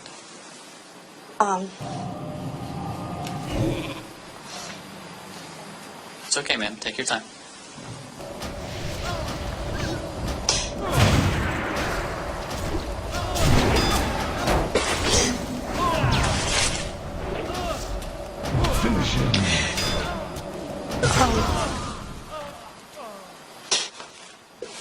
once we were able to open the door, I went into the front foyer and I turned the light on. What did you see once there was better light? My mom lying there. Could you describe the layout of what you could see and where you saw your mom's body? The foyer is in the very front, which opens up to the living room. And we had a huge entertainment center on the back wall, and she was lying on the wall all the way across. What did you do once you realized that your mom was there? I ran back out. After explaining the heartbreaking events of that evening, she was asked if Russell had spent any other time at their house other than the visit that took place just 2 days before the murder. Was there any other time that Russell was at your house other than that Wednesday night? No. Why not? Russell was not allowed out of our house. He was considered one of Brian Howard's friends, and my mother was going through a custody battle with Brian Howard. He had made several threats on her life. She considered Russell to be his friend and dangerous. She said that she had caught him at her house before with a gas can, and I was to never let him nor any of Brian's friends at our home, inside the home, ever. As Carrie's questioning wrapped up, the prosecution's case against Russell seemed stronger than ever. And that's when Melissa's married boyfriend was called to the stand. How long had you been seeing Melissa Howard before she died? Right at 3 months. Exactly 3 months, I believe. What time, roughly, did you arrive at Melissa's house? I believe it was 11:13. Was anyone there when you arrived? Yes, her daughter Carrie and a guy she had gone on a date with, Daniel, was under the front porch light, huddled together. And Carrie said that they can't get her to answer the door, but we could hear her phone ringing inside. And I went around to the left side of the house to see if her bathroom light was on, and it wasn't. By the time I turned around and started to head back to the front, Daniel had jimmied the front door lock loose with a FedEx card. And when my eyes did adjust, I could see Melissa lying on the floor in the living room. What was your reaction when you saw her? At first, I thought she had a seizure or something medically was wrong. Did there come a point where you thought something different had happened? Yes, sir. I walked in, and the closer I got to her, I could tell that there was a pool of blood around her head. Ladies and gentlemen, welcome to my She was face down. lair. Did anyone call 911? I did. What phone did you use? I used Carrie's phone because I believe I asked her to call, and she, I don't know if she was shaking and couldn't call, but I remember taking the phone from her and calling 911. Although his testimony seemed very genuine, Russell's attorneys worked to paint Chris as an alternative suspect. They did this by focusing on Christopher's extramarital affair, suggesting that it could have been a motive for the murder. I guess Melissa Howard knew that you were married, is that Yes. right? Yes. And there was some talk that you were going to be leaving your wife, isn't that correct? Yes, sir. I was pretty much heading out the door. Yes, sir. And you had kind of indicated to her, Miss Melissa Howard, that you wanted to be with her. Is that right? Yes. Okay. Now, were you ever aware of any pregnancy tests being taken? I was not. Okay. Were you ever discussed, or had any law enforcement officers ever confront you with that, the possibility that there might have been some pregnancy tests? When I was my first statement at the end of January, it was brought up about that, and I had nothing about it because she had told me her tubes were tied, and her neighbor said that she had to take that to something to do with her meds she was taking. She had to take a pregnancy test after taking meds. I don't know what meds. But you were confronted by FDLE agents with the possibility that she was taking a pregnancy test, or they asked you about that, didn't they? They asked me if I knew that there was one in the garbage can, and I had no idea. But you were questioned on it. Yes, they did ask me about it. All right. The defense then brings up the clip found in the background of the 911 call, where Chris can be heard telling his wife about the murder. This is the clip, to be precise. Oh my God. Sherry, come to crush you. Using this clip, they then push Chris even more by focusing on the circumstances surrounding his confession to his wife about the affair. She didn't know what you were doing over at a dead woman's house either, did she? She had no idea. But so she finds out on this night that you're having an affair, and not only are you having an affair, but you're having an affair with this dead woman that you discover. Is that right? Yes. Although there is a possibility that this push to paint Chris as an alternative suspect was successful, at this point, the prosecution still seemed to be coming out on top. The next person called to the stand was Melissa's son, Taylor Howard, now 20 years old and had been raised by his dad, Brian, following the death of his mother. Good morning, sir. Good morning. Would you please introduce yourself to the jury? Taylor Howard, Melissa Howard's son. Mr. Howard, could you...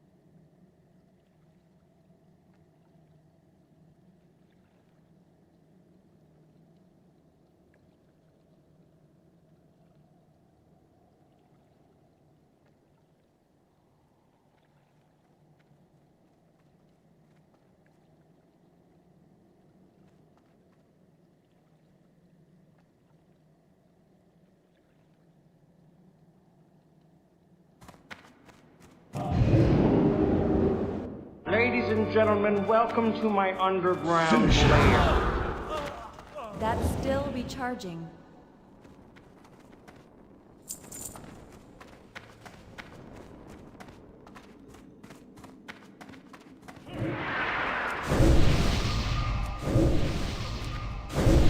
That spell isn't ready yet.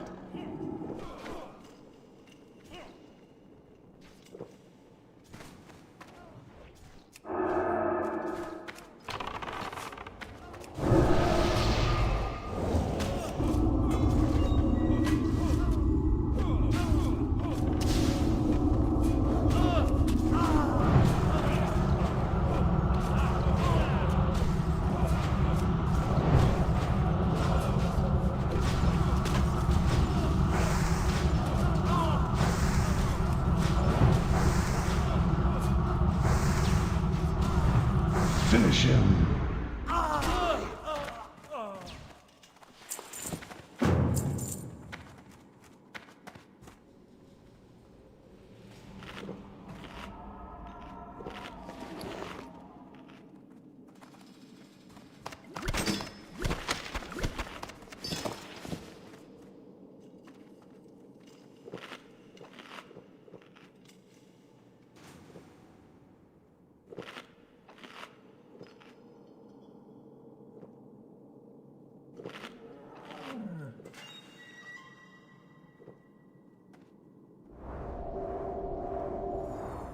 I need this, and it just arrived, and I had brought it in earlier. And my dad just wanted to be sure. We got it. I'm gonna respond.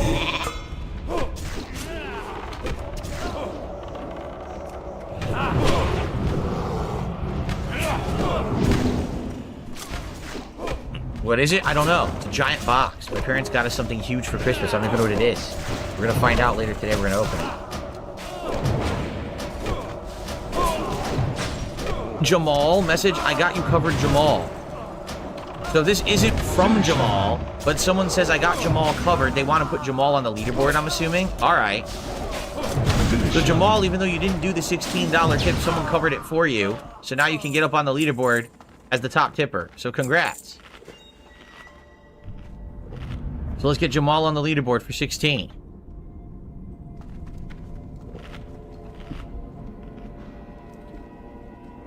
I guess, Jamal, you're not going to take up the offer that he said he was going to tip me to put on the Gunner glasses. I said I would do it, but then he didn't do it. So, all right, we're at 88 now. $88 to support so far. A great start today for sure. And then I received... Hold on, this might not be... Hold on. Thing's screwed up. Oh, come on. It's all screwed up. I'm clicking. I swear I'm clicking.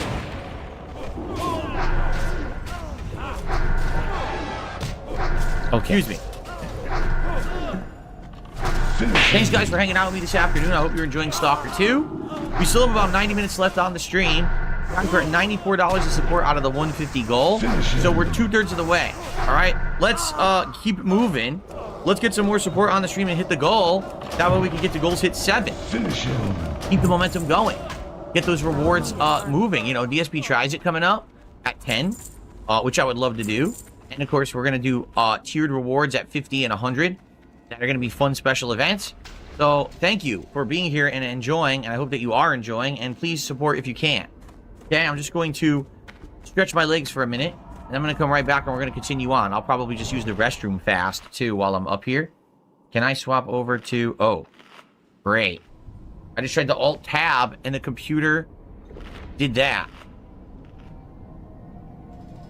What on earth? Look what just happened.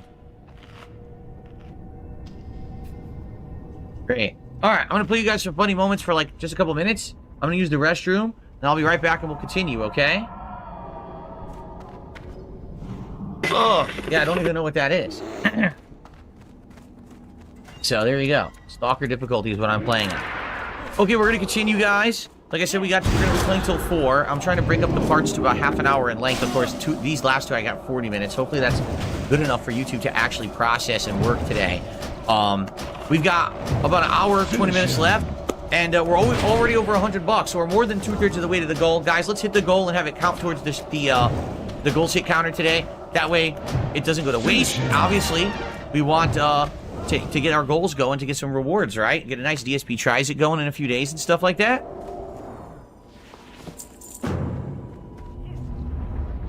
So let's do it. Let's get some support in. In fact, you know what? Habib Gaming is the top super chatter, and I never put him on the leaderboard. Let's get Habib on there. Because I forgot to do that. I was like, why is that empty? So thank you, Habib. Habib Gaming, thank you. And, okay, and then everything else is Perry is the biggest sub gifter today. The biggest tip was the $16 tip, which was attributed to Jamal, but really wasn't Jamal. That's right. Okay.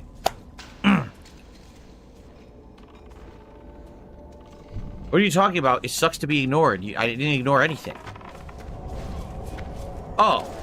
I said I had a big announcement. I'm announcing it on Sunday. I think this morning was kind of a random podcast where there wasn't a lot of people and there wasn't a lot to talk about.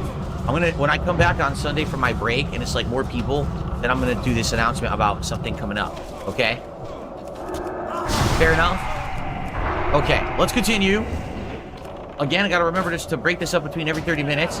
And let's hit the goal. We're so close. Let's do it. Let's get some super chats. Right now, super chats are what's lacking today.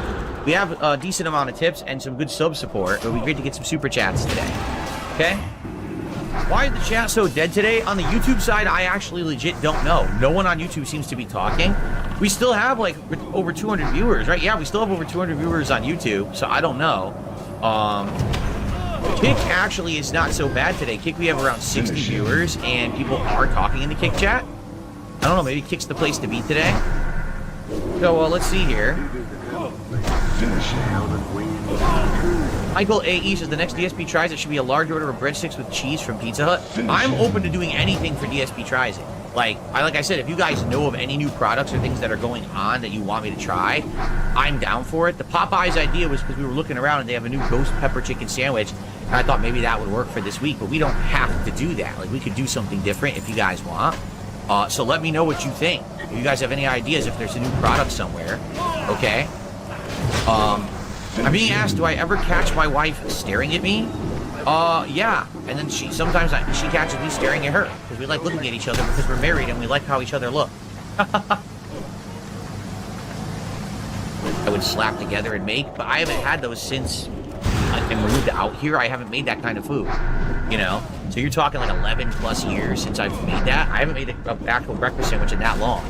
So, good afternoon, Avarice. How are you? Welcome. Welcome, everybody. Okay. We're going to continue on. 45 minutes left on the stream, but I'm going to split it in about another 10 minutes and do another half an hour part. Again, I'm trying to do half an hour parts to see if they upload and process better on YouTube today. Thanks to everyone chilling. Please, guys, let's hit the goal. We're so close. Let's hit that goal up there and get to 150. All right, we're so close. Let's have it count towards our goals hit streak. Well, not streak. I keep calling it a streak. Our goals hit milestone. That's what I'm trying to call it, but I keep calling it a streak. I'm so used to calling it that. Okay. I don't know why. Even if it's like a single recording the final that, right? But I was faking it the whole time. And over, and that's the reasonable, right? Did I ever fake tips? No. I want you to think how dumb that is. Why would faking tips work? Or be something you would want to do? You'd be a moron. You're cheating yourself out of income. You're lying to the audience about it. Like, if I were to lie, the only way that you could maybe tell if someone's lying about something like that is that for some bizarre reason, they just keep getting the income that they claim that they're getting over an extended period of time, and it's incredibly unreasonable, right? Like, let's say, for example, on this stream, okay, no one super chatted, no one gifted subs, the only income that I got mysteriously was tips, okay? Then you can say that's kind of suspect, because tips, there's no evidence, right? You super chat, you see through YouTube. Subs, you'll see through Kick, but you can't see where the tips are coming from. So that's suspect, right? Oh, look, someone anonymously tipped me over and over and over, and that's the only way that I'm ever hitting a goal, right? So then you could maybe make that suggestion that it's fake. But the thing is, I wouldn't ever want to lie, because then people would have unreasonable expectations of what I'm hitting or what I'm not going to hit. I've been streaming here for 2 months and I get like 50 viewers, and I can't really get more than that. It doesn't seem like Kick has viewers for these kind of games or anything. It's really hard to feel sympathetic for this person. So I'm not going to take the sympathy route. I'm going to take the mocking and laughing route. And what exactly I'm going to mock him for? Well, let's start off with the first tweet at 4:46 a.m. in the morning. I'll give 5 subs to end this, but I need a commitment. I guess I need a commit. There you go. That people will check out my streams tomorrow who maybe haven't. This is all. He is literally trying to bribe people in the Kino Casino chat to come check out Diaz Politics. That's where we're at, folks. We're at that level where the Kick support has died. I mean, so much so that Phil's threatening to wage quit Kick, and I have a video that I'm going to do next on that. It was a very innocuous comment that he said, and he kind of glossed over it. But Duty caught that. Duty caught that because what Phil loves to do is he likes to start dropping breadcrumbs, and what he's doing is he's prepping his dents, and eventually he'll start talking about it more, and then make it an action plan, and then just implement it. He does that with everything. So I see the beginning of Kick stream, multi-streams, that's ending soon. And by the way, $8,000 to be able to multi-stream, and he's going to wage quit. He is. Duty's calling it right now. So, yeah, that was the first post at 4:46 in the morning. Basically begging people to come check out his content. And not just begging people, bribing people, saying he'll give 5 subs. This man gives nothing. He gives nothing. He doesn't give shit to his supporters. He begs his viewers, his longtime viewers on his YouTube, fuck them, forget them. He doesn't give 2 shits about them. What he wants to do is he wants to lure in more whales and more dents. And what does he do? He's trying to fucking, clip off a few stragglers or a few mental deficient people in the Kino Casino crew and see if he can get them to become whales. Because apparently, Pimp, Dark Side Pimp, Ren, they're all gone. They're not supporting, and he's barely getting anything on Kick. So, anyway, let's see what else Phil had to say. A minute later, literally less than a minute later, LOL, the GIF is so strong. Gee. And then he meant grift. Okay, then he posted grift, so the grift is strong. Okay, Phil, I'm glad you acknowledge that you are a fucking grifter. Let's see, another minute later, or less than a minute later. Wait, that won't end the torture. And then literally like 10 seconds later, 9 seconds later, this is so bad, LOL. 4:49. If I give 100 subs, I will be broke. Ha ha ha ha ha. Fucking cringe, man. You're a 42-year-old boomer, bro. Married. You should be in bed with your wife. Not fucking begging people to come check out your stupid podcast that no one cares about. The only people watching it are fucking detractors and trolls and LARPers.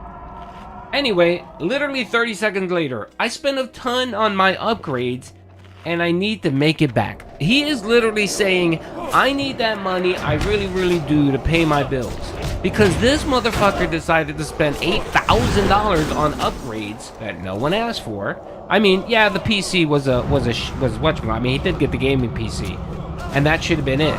All that other shit wasn't necessary. So he's telling people he spent a lot of money and he needs you idiots to come out and give him more money. And literally a minute later, not even a minute later, 30 seconds later, ha ha ha, ha ha ha. Finish him. 18 seconds later, Subonomics. Finish him. Whatever that means. Again, 6-7 seconds later, no, I'm using that. Subonomics again. Because I need 100 of... Now, if you want to find... No. Like, because he portrays himself as a super rich guy and super successful. Is he a brokey? No, what turns out is that, he does have some money, but it turns out that he has a history of fraud. He was once arrested for bank fraud. And also his wife was also arrested and convicted for fraud-related charges.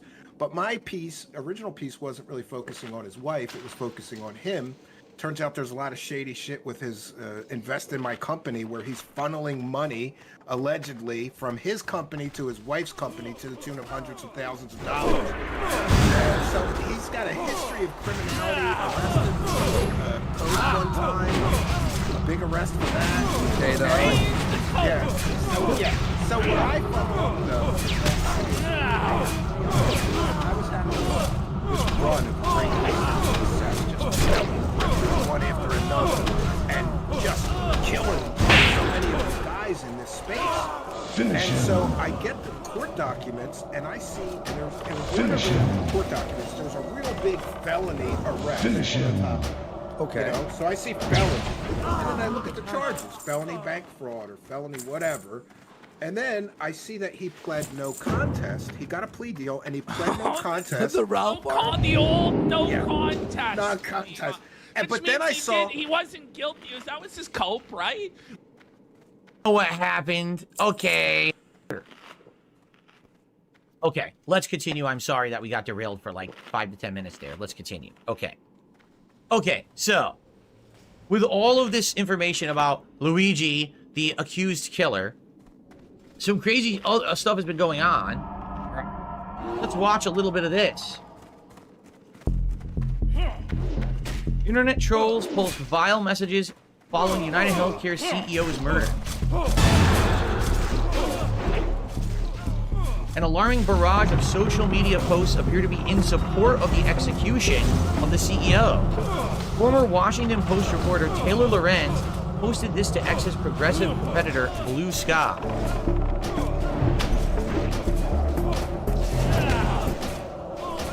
And people wonder why we want these executives dead. Blue Cross Blue Shield in Connecticut, New York, and Missouri has declared it will no longer pay for anesthesia for the full length of some surgeries. If the procedure goes over a certain time, anesthesia will not be covered for the duration. Okay?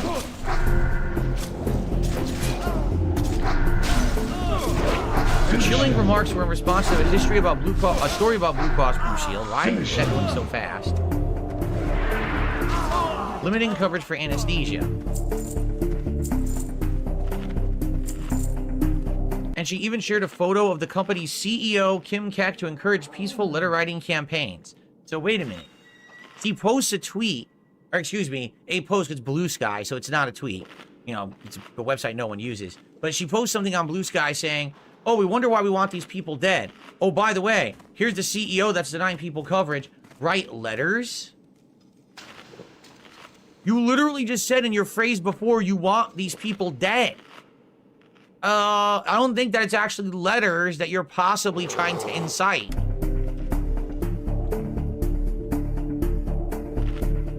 Lorenz is far from alone, as many on X are showing a flippant disregard for Thompson's life. The important thing about the assassination of the United Healthcare CEO is that no people were hurt. Wow. I have United Healthcare, and I feel like shooting the CEO around this time every year when they raise the already ridiculous premiums and copays, so I'm not really surprised. For those who don't know, American healthcare works in a very weird and mysterious way. Basically, every single year, at the end of the year, you get a message from your health insurance company that says, FYI, we are raising your premiums by this amount, and we're reducing your coverage. Meaning you'll get less, but we're going to charge you more. This literally happens every single year. And some years, if let's say during that year, okay, you got diagnosed with something bad, or you got diagnosed with, I don't know, diabetes or something like that. Oh, because you have diabetes and we know you're going to have ongoing healthcare costs, we're going to monstrously increase your premiums. Okay? So listen, I can understand people who are having issues with their health insurance companies and the insane exorbitant costs associated with them and all of that. I don't really understand the statement, I feel like shooting the CEO around this time every year. I'm not exactly sure that murdering the CEO of a healthcare company would solve that problem. In fact, this CEO is dead. And did you hear about a public relief and a big rousing you know, victory for those who have health insurance with this company. Did you hear that magically now all of their healthcare issues are fixed? I didn't hear that. All I heard is that this guy's dead and the company rolls on. So it doesn't really sound like it was very effective, does it? But some people apparently are having and sharing this sentiment.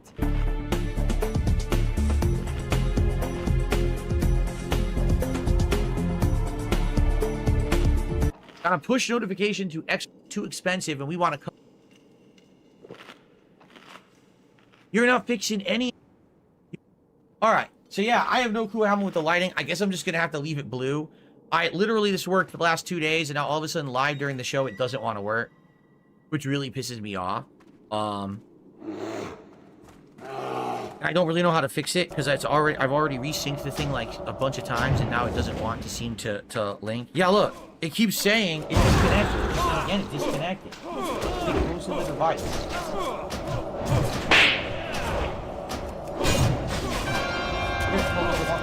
Oh, my phone is literally right here. Right next to it.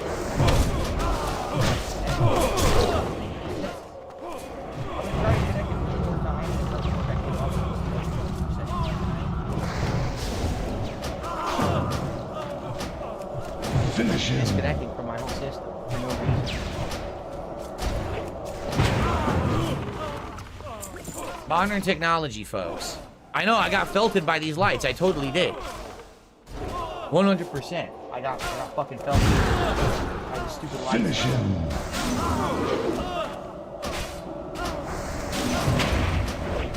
Finish him.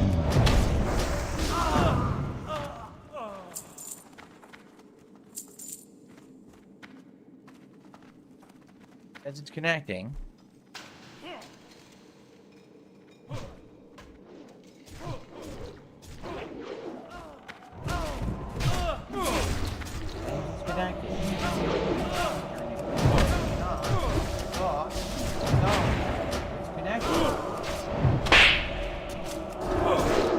Finish him. Now, when I open this, it should sync automatically and it should work. Finish him. Wait, it didn't actually reconnect to the wireless. No, it didn't.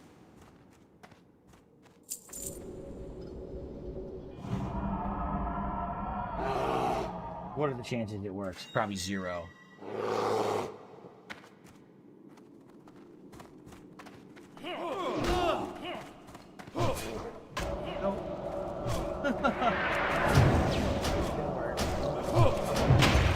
I'm not gonna waste time.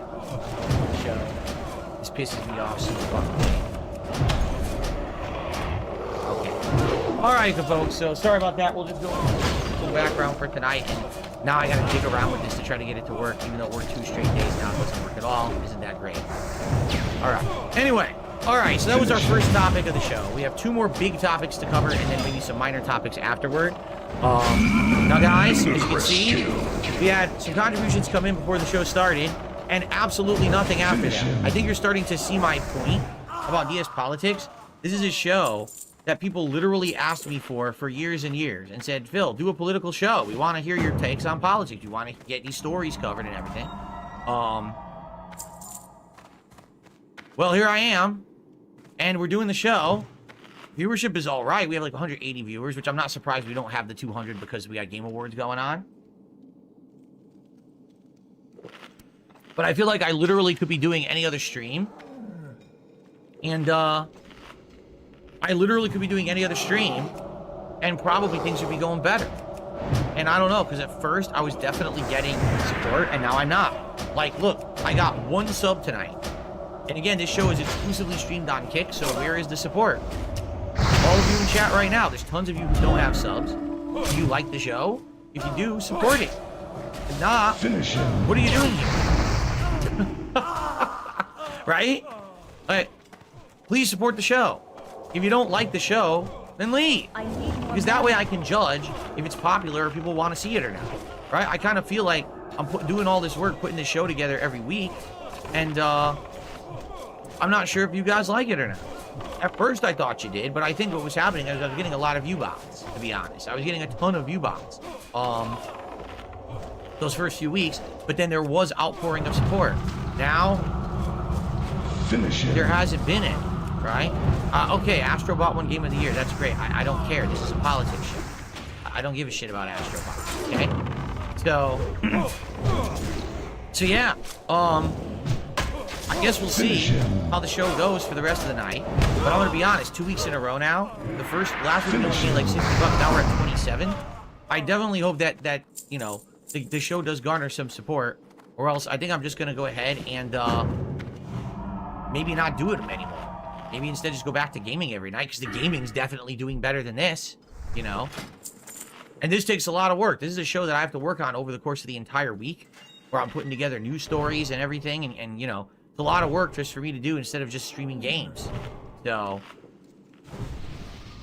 the bottom line is real. No, I didn't see your offer. I didn't see an offer. I was doing the show. And I was very frustrated by the stupid lighting. It pisses me off that it disconnected again. We're not... The bottom line is real. We're not changing the fucking stream to a game now, dude. What a...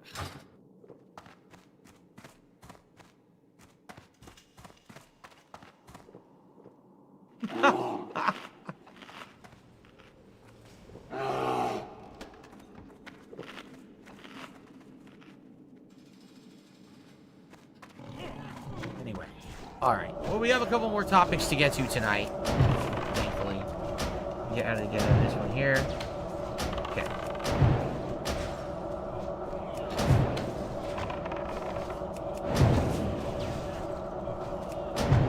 Finish him. There's the 4 stars there. Got it. Okay. By the way, I received a $2 tip.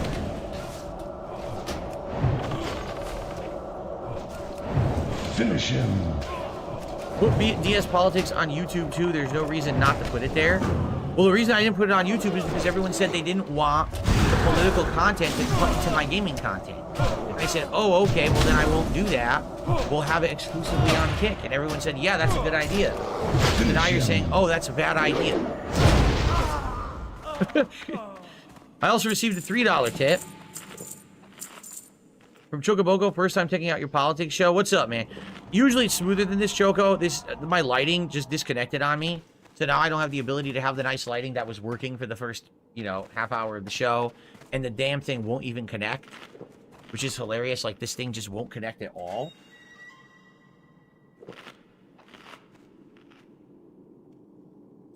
But it's connecting. It doesn't even make sense. It is connecting. Wait a minute. Oh, wait a minute. Oh, I know what happened. Okay, hold on. Oh my god. I know why it's not working, guys.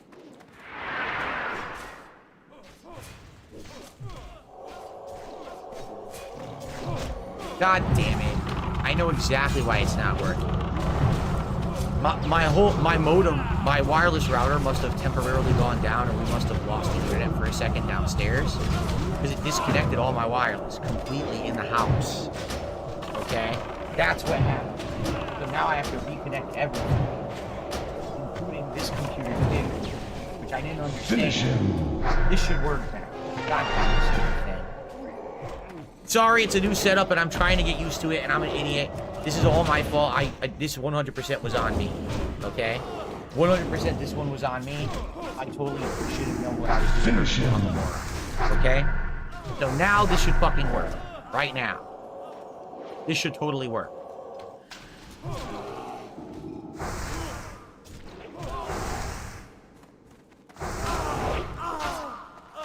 It worked. Congratulations. All right, learning. Everyone, I'm learning. Yeah, exactly. You blew it! You blew it! You blew it! I fucking blew it horribly, and I lost my cool for no reason. Because it was a simple fix. Okay, at least now I know what happened. I swear to you now, everyone, I'll calm down. That's what was actually putting me in a bad mood, to be honest. It was the fucking lighting disconnecting like that. It really was. Okay.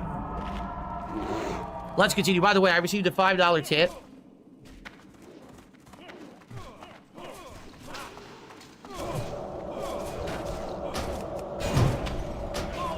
anonymous tipper. Thank you for an anonymous $5 tip, whoever that was. I appreciate that very much.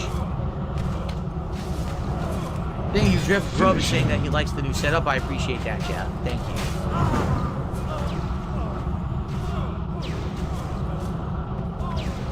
Again, guys, thank you for this now. Please support the content in the stream if you're enjoying it. Please do. I appreciate you all. By the way, an update. All 4 of my gameplay videos have gone live on YouTube fully in HD. The only thing that's still processing is the podcast. So absolutely, the shorter the video, the better. And I'm going to have to start recording and uploading shorter gameplay videos to get them to show up on YouTube, and there's nothing I can do about it. Okay, and I apologize for that. I know everyone has gotten used to the longer form videos, but YouTube isn't agreeing with them right now. So I'm going to have to keep doing like half-an-hour videos until this can be figured out. I don't know what the problem is. It's definitely on the YouTube side, though. Okay? Either I'm doing Game Awards tomorrow on my podcast, so if you're interested in me reacting to Game Awards stuff, I'm going to get all that information and do it tomorrow on my show in the morning. I'm actually, after tonight's work tonight, when I'm in bed and stuff, my wife's probably going to go to sleep early because she worked, you know, early all week. I'm going to be in bed getting trailers and things together for tomorrow's podcast where I will cover all of that for you, okay?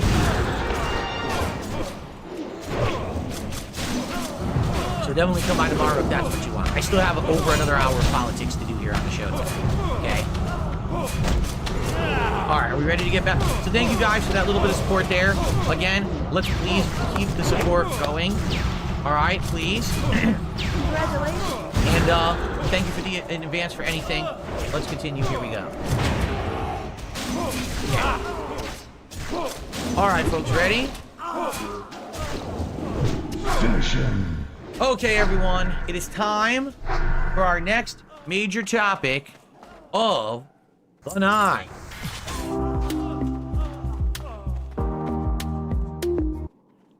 But now that the rebels take that advantage whenever they stood up at all to take a break, and my leg is actually feeling a little sore, so I just want to stretch for a sec. We have one other major story tonight, all right, which is going to be about the... All right, everyone, it is time for... It says, I got May do it again. The man with 42 is involved. It's exact... And it should... Man, he just went through a crazy ordeal. He's got adrenaline running through him. He has to feel confident in the decision he just made, because this could be his future as a free person on the line. And accuse him of doing the wrong thing, you know. But again, we don't have to defend him. But the point is, the arguments she's making are so ridiculous. Okay, like there is nothing there. Now, one final thing. The actual parents of Jordan Neely speak out. Thank you to KingPhil007 who just gifted a sub tonight. I appreciate that very, very much. Thank you, KingPhil. So here are the parents of Jordan Neely speaking out on the situation after the verdict was given. Daniel was not guilty. Okay? I just want to say... Daniel Penny. Did I say Peely? It's Daniel Penny. Here we go. I miss my son. My son didn't have to go through this. I didn't have to go through this. Finish him. It hurts.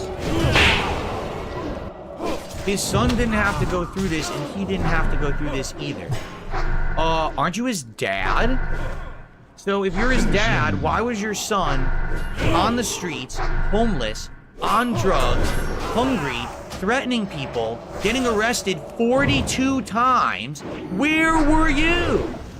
You motherfucker? Where the fuck were you? Now? Oh, it's so sad he went through this. Where were you when he was going through it? You're his father. You're the one who had him. You're the one who was responsible for raising him. Finish him. Sadly, sometimes these things happen unintentionally, which sounds like exactly what happened here. You know, Daniel Penny was not trying to murder Jordan Neely. He was just trying to restrain them to help others. Okay? I want to ask you an honest question. Ability anyone to covered. We're pretty... Should I'm going to go clip some highlights, get those uploaded, and fit. Like, honestly, the streams that I did on DSP Reacts didn't really get traction, you know? So, plus, this week I'm doing a big React stream where I'm going to react to the Mr. Medicare documentary by June the King this coming Wednesday. So, you know, maybe, I don't know. or do it every other week since I cured it with my brain. See, here's the problem, though, I cured it with my brain. You see how much news there is? It's not like I'm strapped for news stories. It desynced again, by the way. It totally just desynced again. Unbelievable. At least I know how to fix it now, okay? But it's not like I'm strapped for news stories at all, right?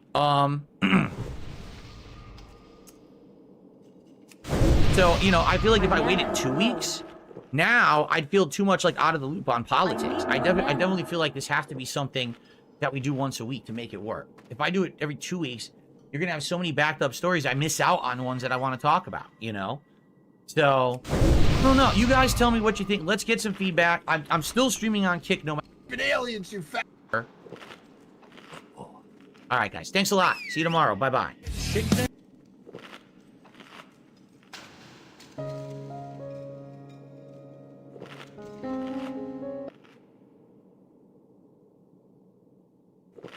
Of the day increase even further. In fact, within maybe a month or two,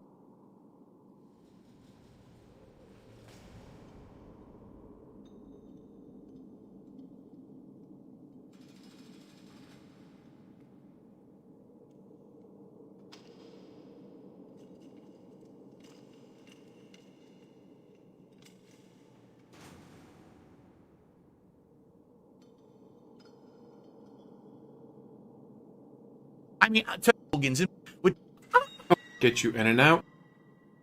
That he upped ad count, whatever, on his videos as high as possible. Because fuck you, give him money. Let's watch. Truffles, no, I did not increase ad frequency. It's December, dude. You realize that December is the highest ad time of the year, right? You're aware of this? That ads go exponentially high in December? So, you're going to see more ads on my streams. You're going to see more ads on videos. You're going to see it. There's nothing I can do about it. I haven't changed anything. I've kept it on balance all year.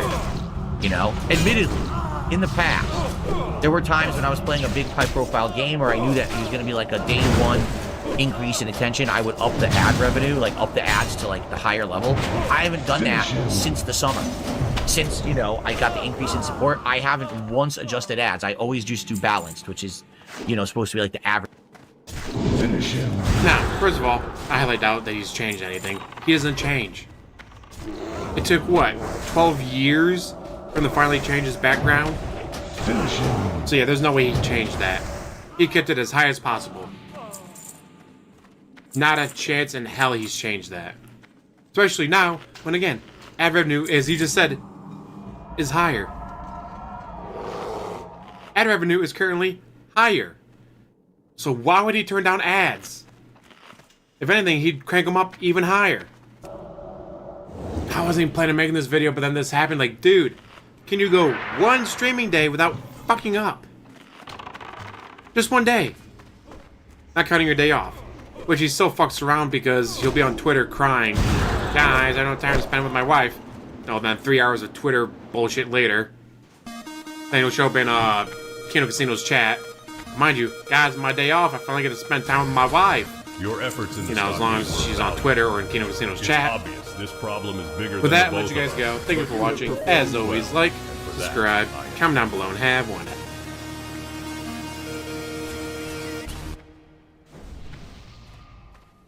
I don't know what's the matter with it. It was working, and now it's not working, so I'd appreciate if you, you know, take a look at it. I'd like to get an exchange for it if I could. An exchange? Yes, sir. Well, do you have...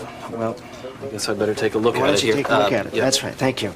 Do you know what's on here? No. I mean, the kids couldn't have done anything. I mean, they're good kids. Sometimes they'll put soft drink or something on there. And... No. It's not soda pop. I don't know. It was fine. I would just...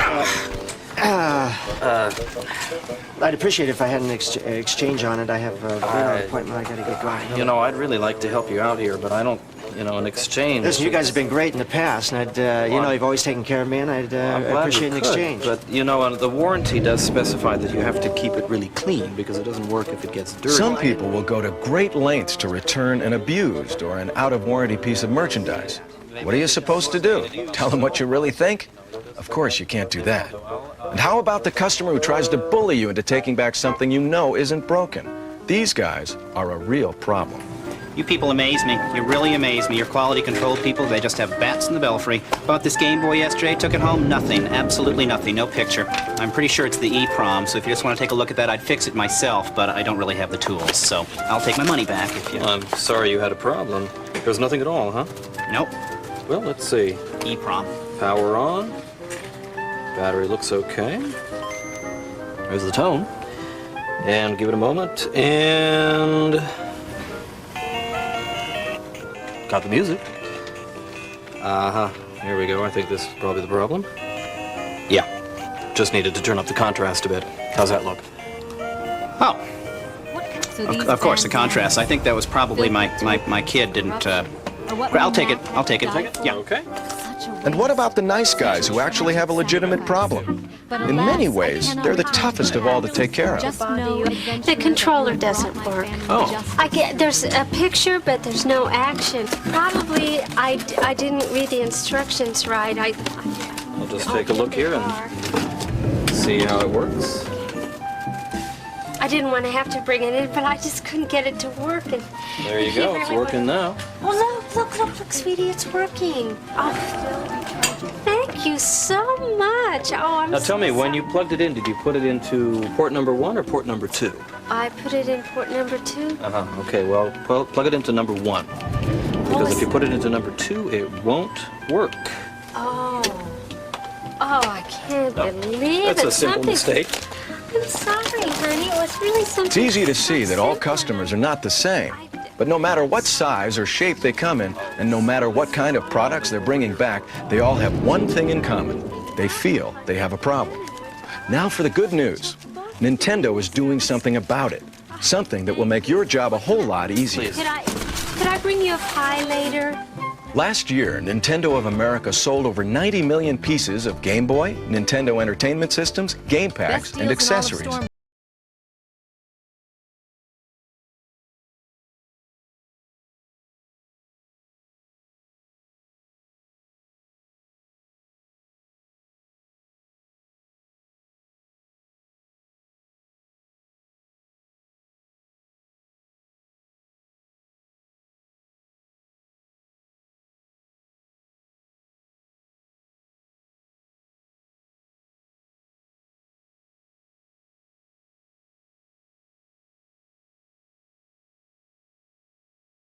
You'll have the answer.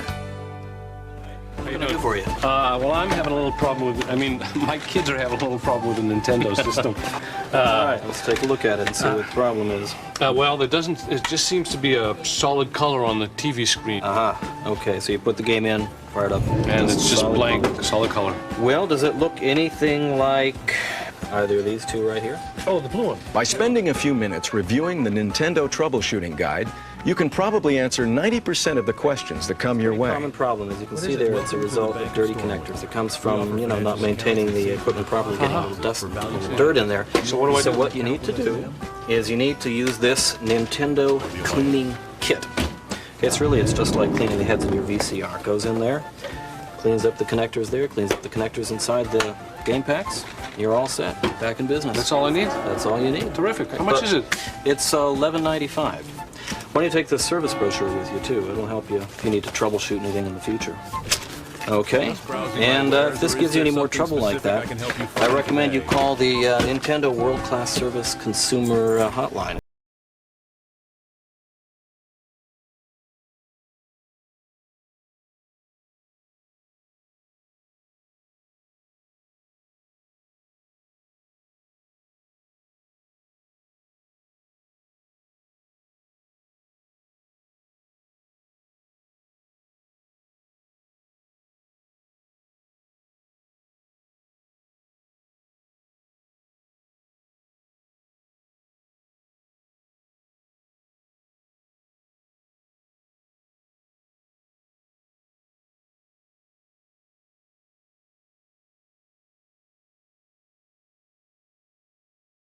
Service.